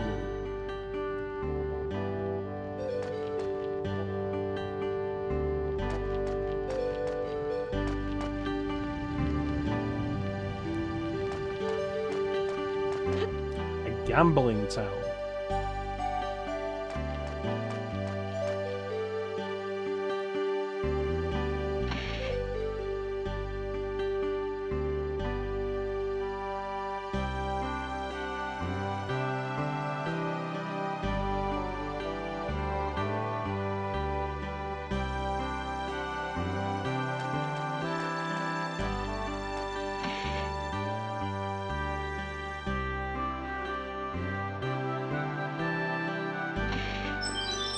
Yeah.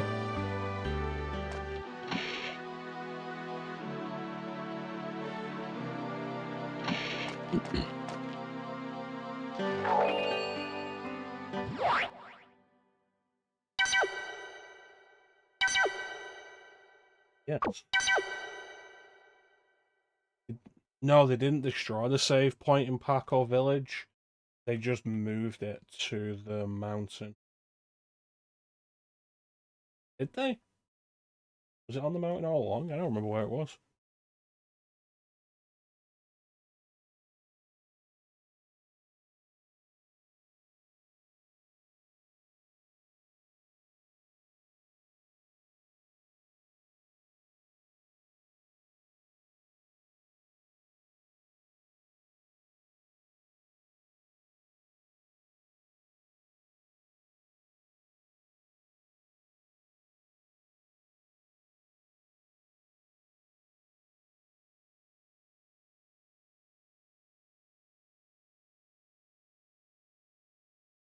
Yes, fascinating.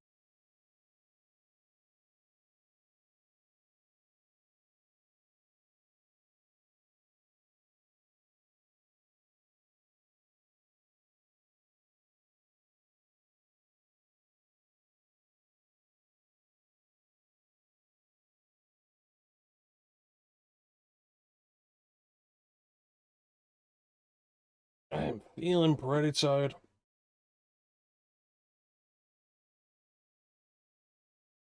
The stream's looking like it's having issues again.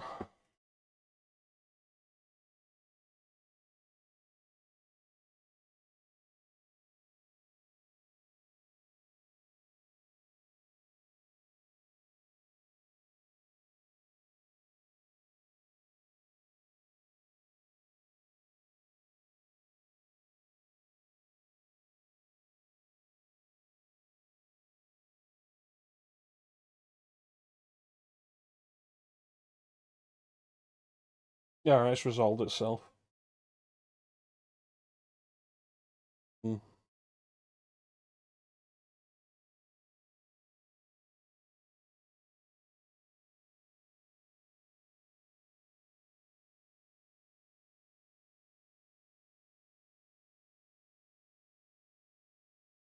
Yeah, let's keep going for a little bit.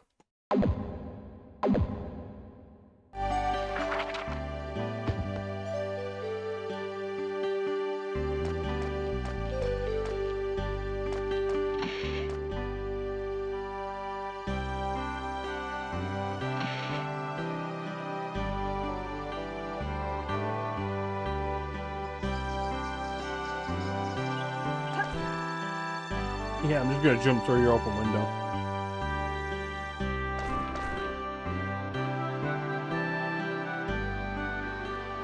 Ow, princess? Everyone calls you a cow behind your back, don't they?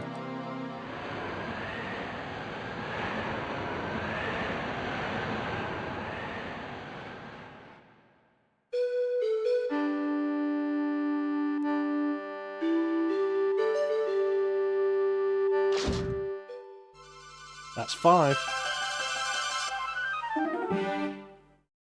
One more and we can get a combo attack.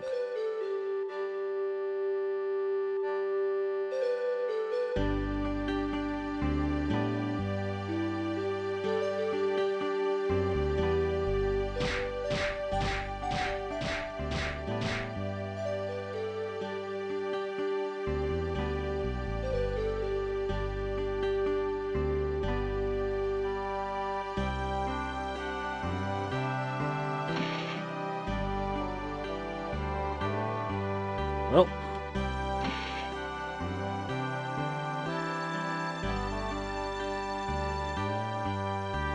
Don't worry, I'll help you with that.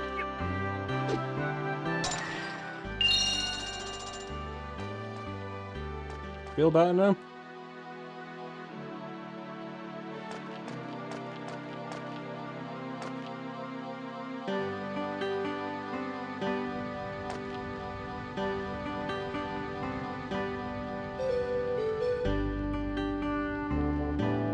Just can't get away from this one, can I?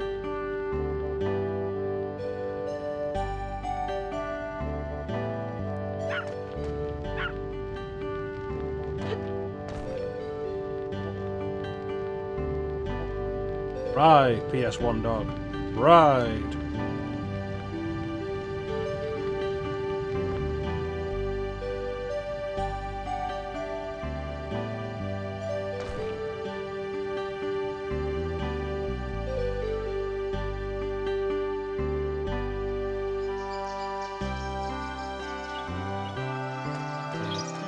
So there wasn't another building over here. Was it item shop?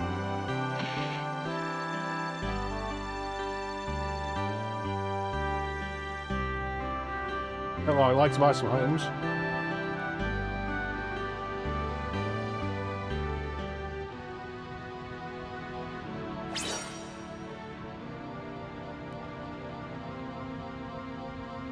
Handcarved cow?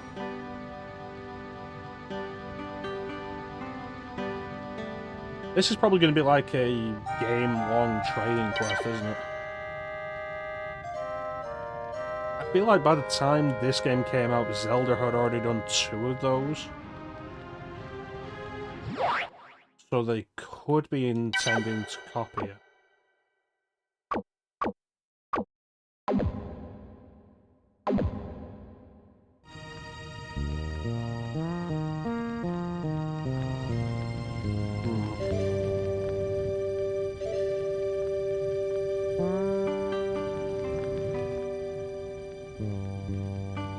Could just be a coincidence. Trading quests weren't exclusive to Zelda.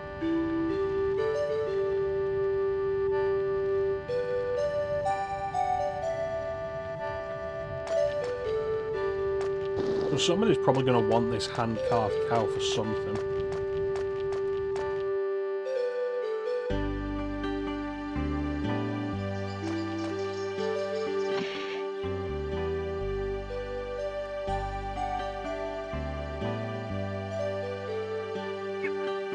Lexi, hold on to this for me. Thank you.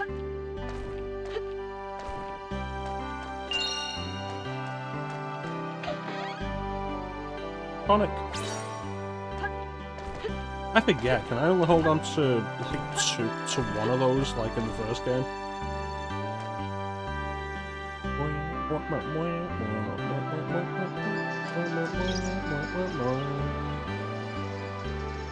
Strange noises. Like mechanical bull kind of strange noises. You there?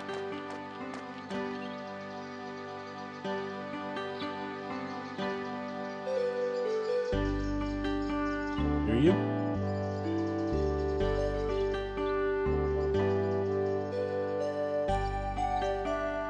I'll be fine, Mom.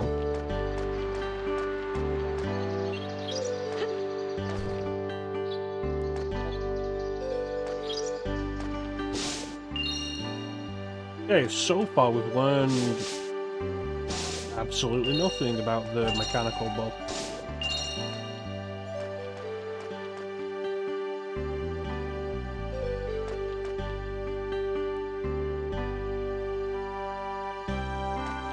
What do you think?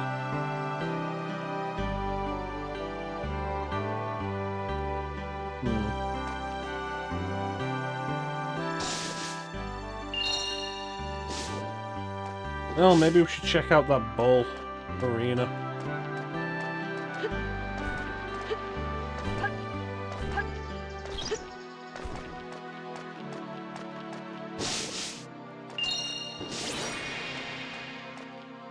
Here it is. Full arena.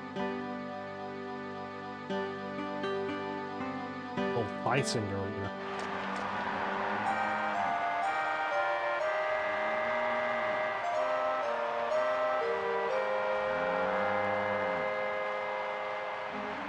Pirates were.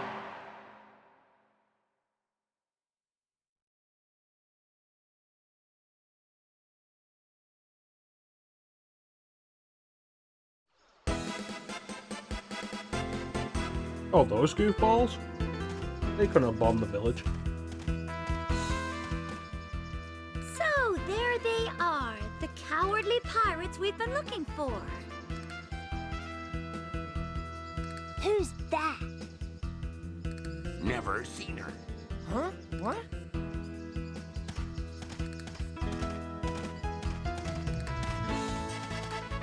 So, you made it after all. How you doing, Flint? Flint! We're onto you, you pirate scum! Ruthlessly bombing innocent villagers like that? How could you do such a thing? Yeah, I don't know what you're talking about, little lady. Don't try to lie your way out of this! Why, you dirty, stinking, filthy, lying weasel! Our ships! We only attack ships! We don't waste our time bombing little villages! I ought to knock your teeth out for talking like that! Knock my teeth out? Well, I'd like to just see you try it, fatso! Fatso? It means obese, overweight, piggy. I know what it means! Pop, I can't believe you. First you let this girl stroll in here and accuse us of bombing some village. Then you let her push you around. What a wimp. A wimp? That's it, little girl. You're gonna get a good spanking for that. What? You think you can still spank me? I will if I have to. Now turn around. You even touch me and I'll kick you so hard your hair will hurt. Technically, hair has no... never mind. Why, you big fat gorilla. Bleh! Thank goodness I got my mother's looks.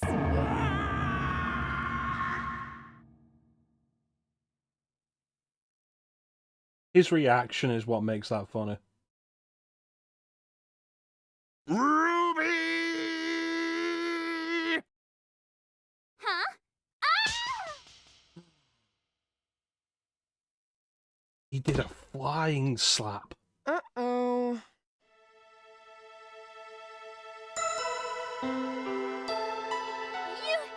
You hit me! You stupid, ugly ape!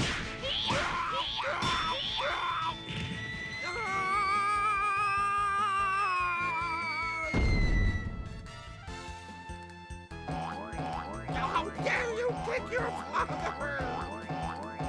Ha! You deserved it! Come back here! I'm not finished with you!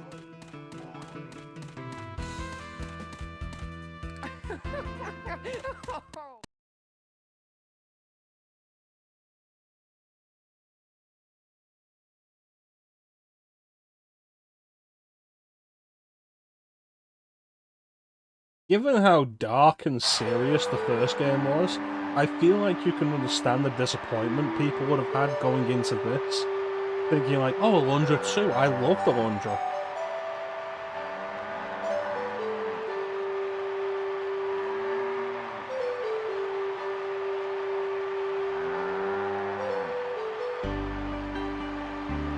It never really bothered me at the time, mostly because I was like, I liked Alundra. And then I played this, and I was like, I like this as well.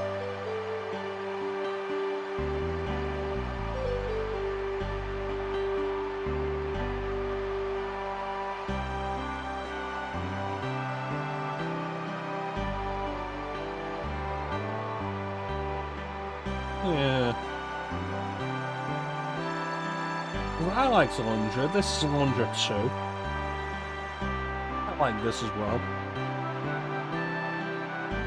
It's like the whole thing they had with Wind Waker back in the day. And it's like, oh, Zelda. It looks like it's for kids. And at the time, it was like, I was a kid.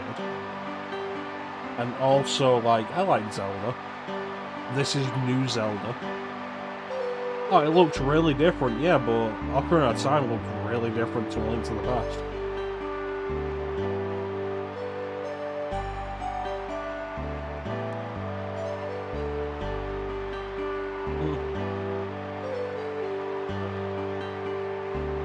Nowadays, though, Wind Waker is probably, like, my least favourite 3D Zelda of that style. Not the art style, like, that style of gameplay, the Ocarina of Time style. Mostly just because it's very visible how much content was cut. And the game's stuck with padding, even in the HD version where they cut the padding down. And I don't like a lot of the dungeon designs. I feel like a lot of the dungeons are busy work in that game.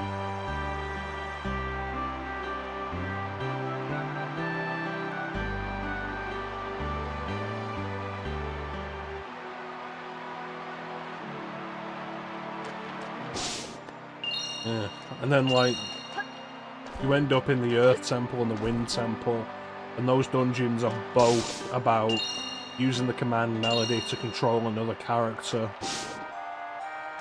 And it's just a lot of back and forth with it. Conversely, I really like Twilight Princess because it doesn't do that.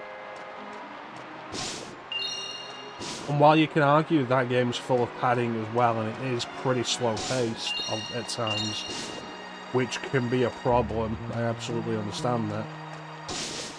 But it always feels like you're doing something.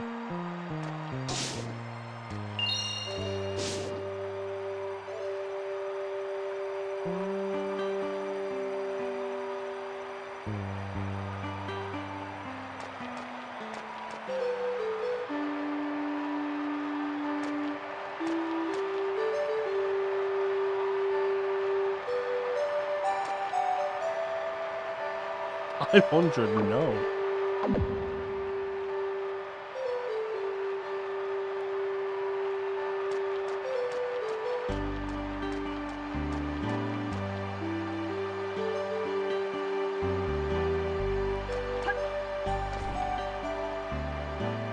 Yeah, like,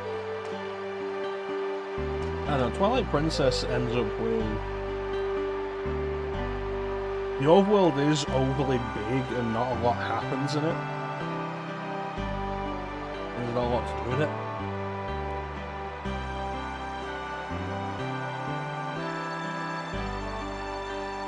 But for all the faults of that, it's not as big and empty as Wind Waker's Great Sea was.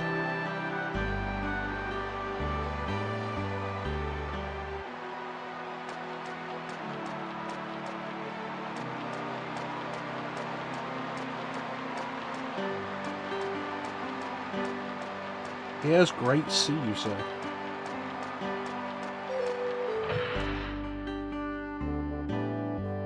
Yeah.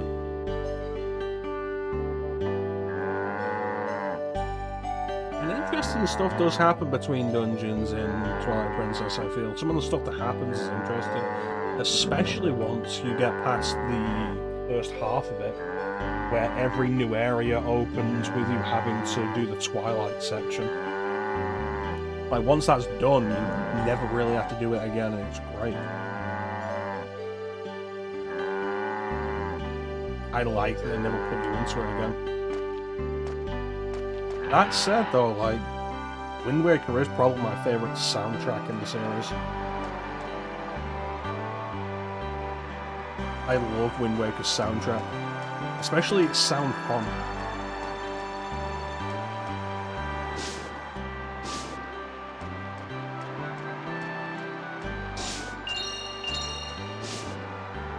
Easily my favourite opening theme in the Zelda series.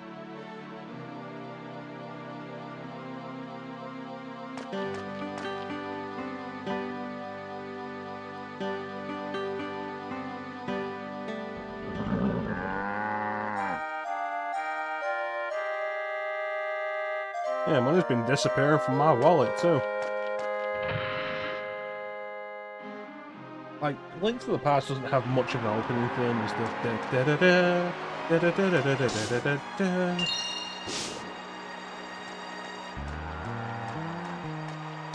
Ocarina's isn't bad, but it doesn't really grab me that much.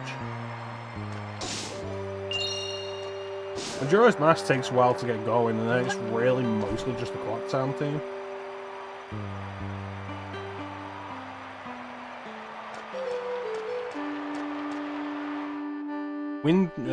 Twilight Princesses is the standard Zelda theme, but they do it in like fire chanting.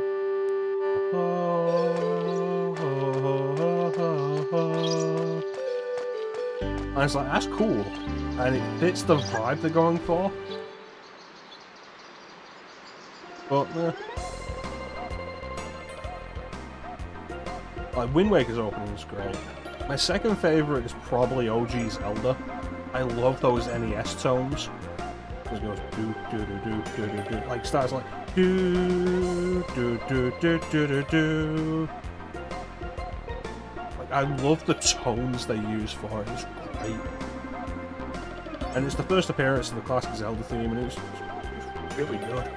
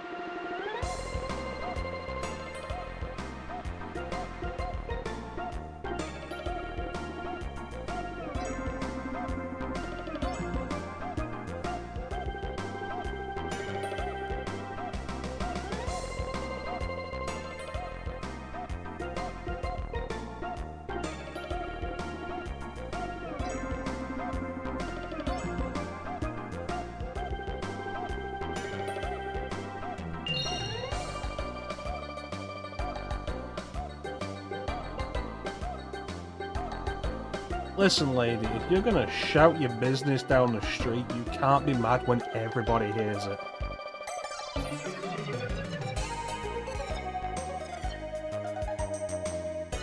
And again, like, if you're gonna build your house in the road, you can't be angry when people want to pass through it. Climb the fence.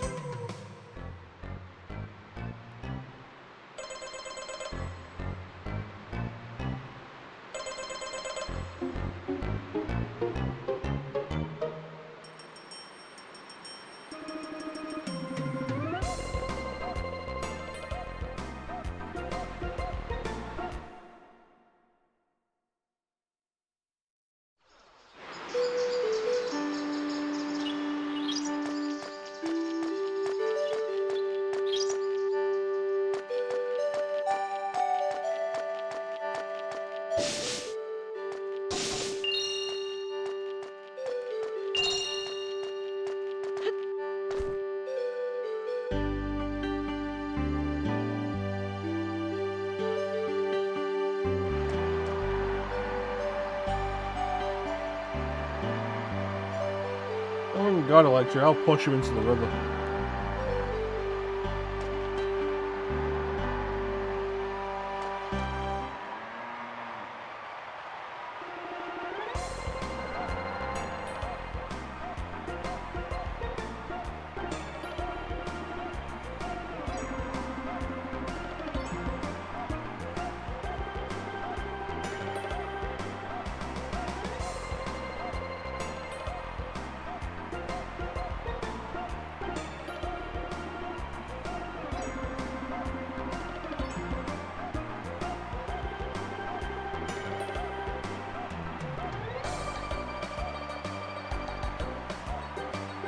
I have a favour to ask of you.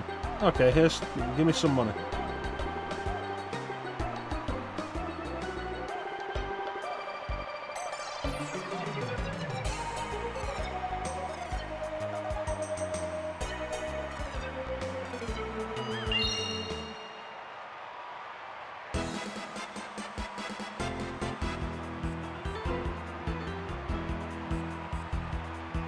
house is not up there. Oh yeah. You're right, my house isn't up there.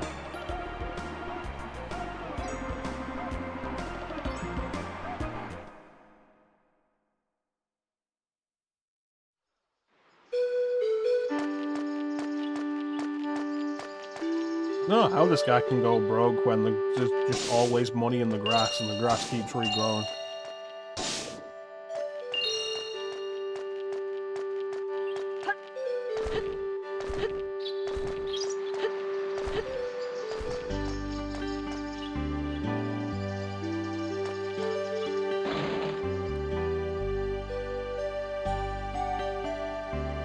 Oh, that seems simple.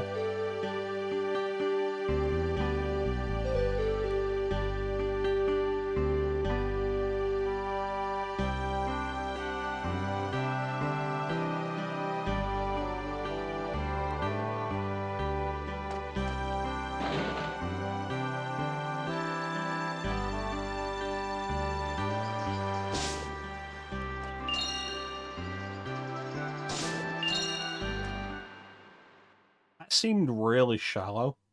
If I had just give him some money and tell him to stop gambling.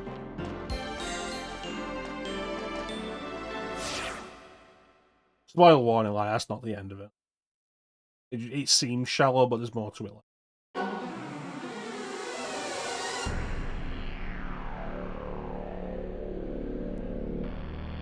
It's a giant bomb.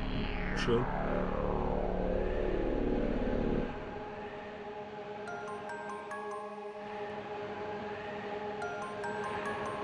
Oh, hey, there's Zeppo and his family.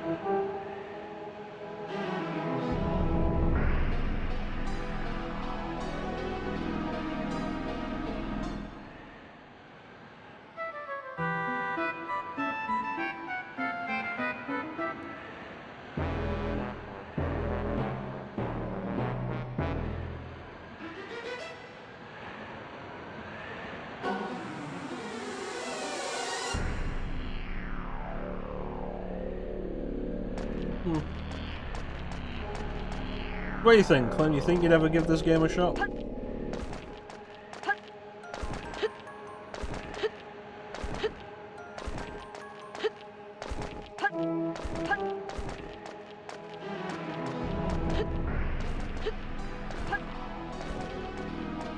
don't know why I keep jumping, it's not getting me anywhere. Ox tank.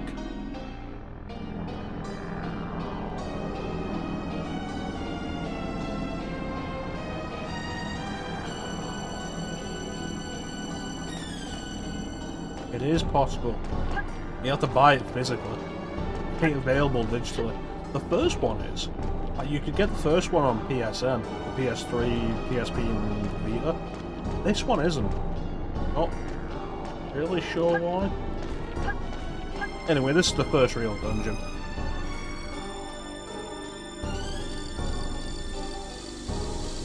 Ah, hello, good sir.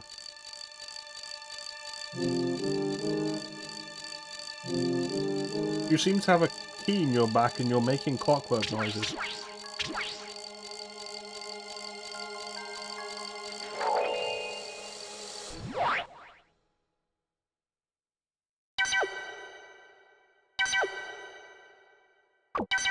Yeah, I definitely recommend this as like a fairly light-hearted Zelda-like.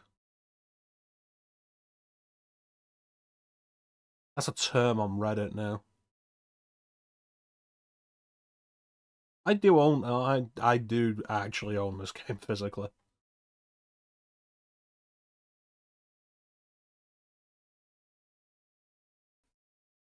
Partly because, like, there was a point a while back where it was like, good way of emulating all this. Not on console, at least. It's crazy to think, like, that wasn't even that long ago. The ease of access to emulation has just, like, jumped really quickly in a fairly short amount of time. Because, like, I had the PSP and, like, oh yeah, mod the PSP, play PS1 games on it, use it as a handheld emulator. And for, like, a span of like 13 years or so, the PSP was the best, most reliable handheld emulator. It's kind of crazy. But like for the sake of playing them on a TV and doing stuff like streaming them, didn't really have anything like that for a long time.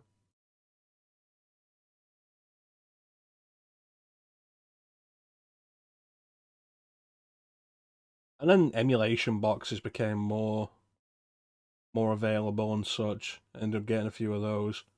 Raspberry Pi, the Super Nintendo Mini, PlayStation Mini, and now PC. Like this is emulated. You can look at this and you'll know it's emulated. You can tell from the video quality.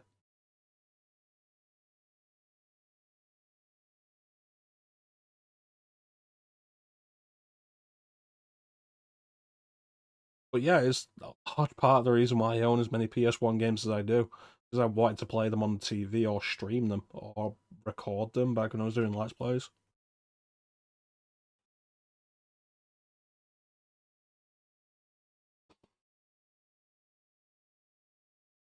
I think, thinking back actually, my first emulation solution for PS1 on the TV was actually my PS TV.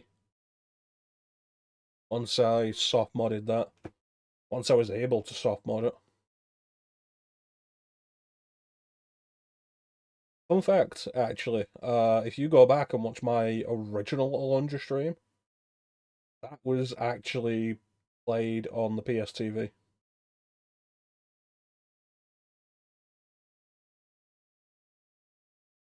Not really a good reason why I didn't do it on PS3.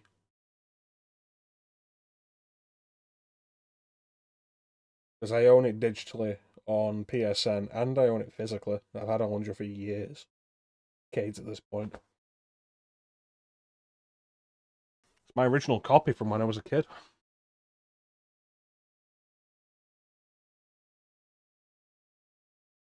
But yeah, I think that's going to do it for us for today. I want to thank everybody for joining the stream. Really appreciate the support. Big special thank you to everybody in the chat. Chat is always the best part of the stream.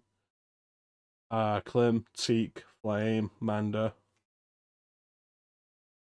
Do you have anybody else?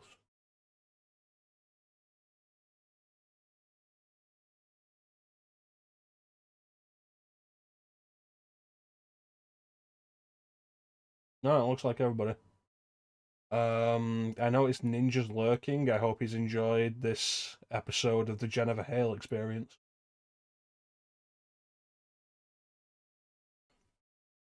How many games can we play with Jennifer Hale in them?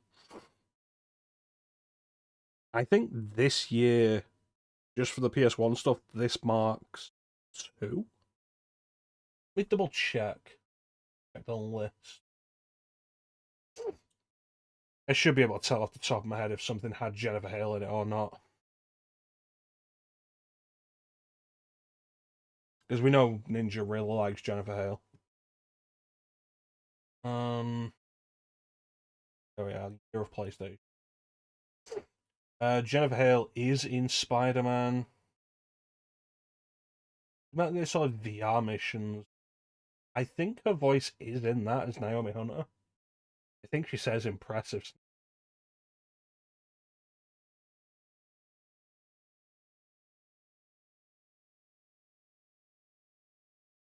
And then this, yeah, so 3 games. This is the 3rd game this year to feature Jennifer Hale.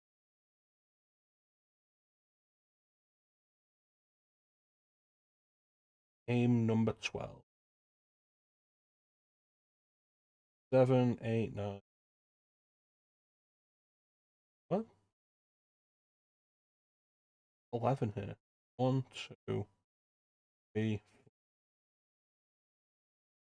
2, 3, 4, 5, 7, 8, 10. This is game 11.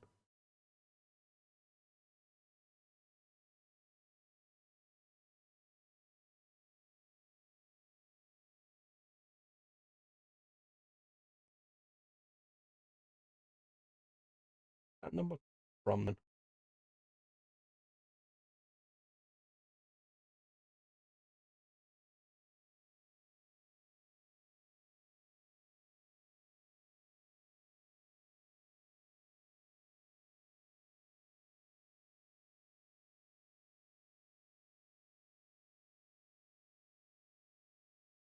Hmm.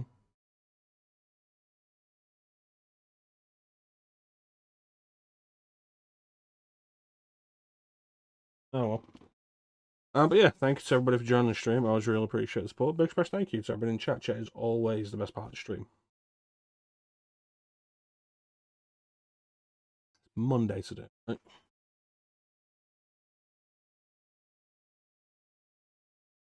Ideally, we'll be back tomorrow with a longer stream.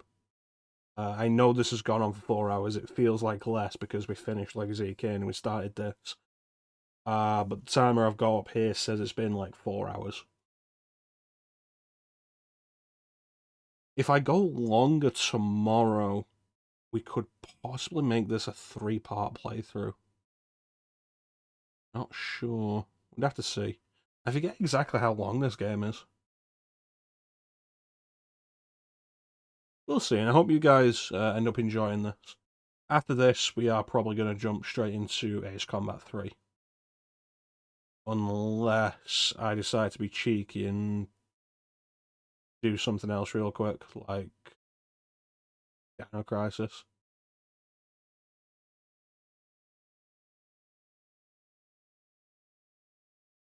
Maybe.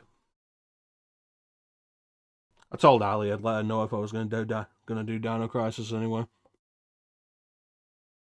But yeah, that's pretty much it. So, there's not really anything else to say except thank you all for watching. Have yourselves a fantastic time of day. And take care. We'll catch you next time, guys. Bye.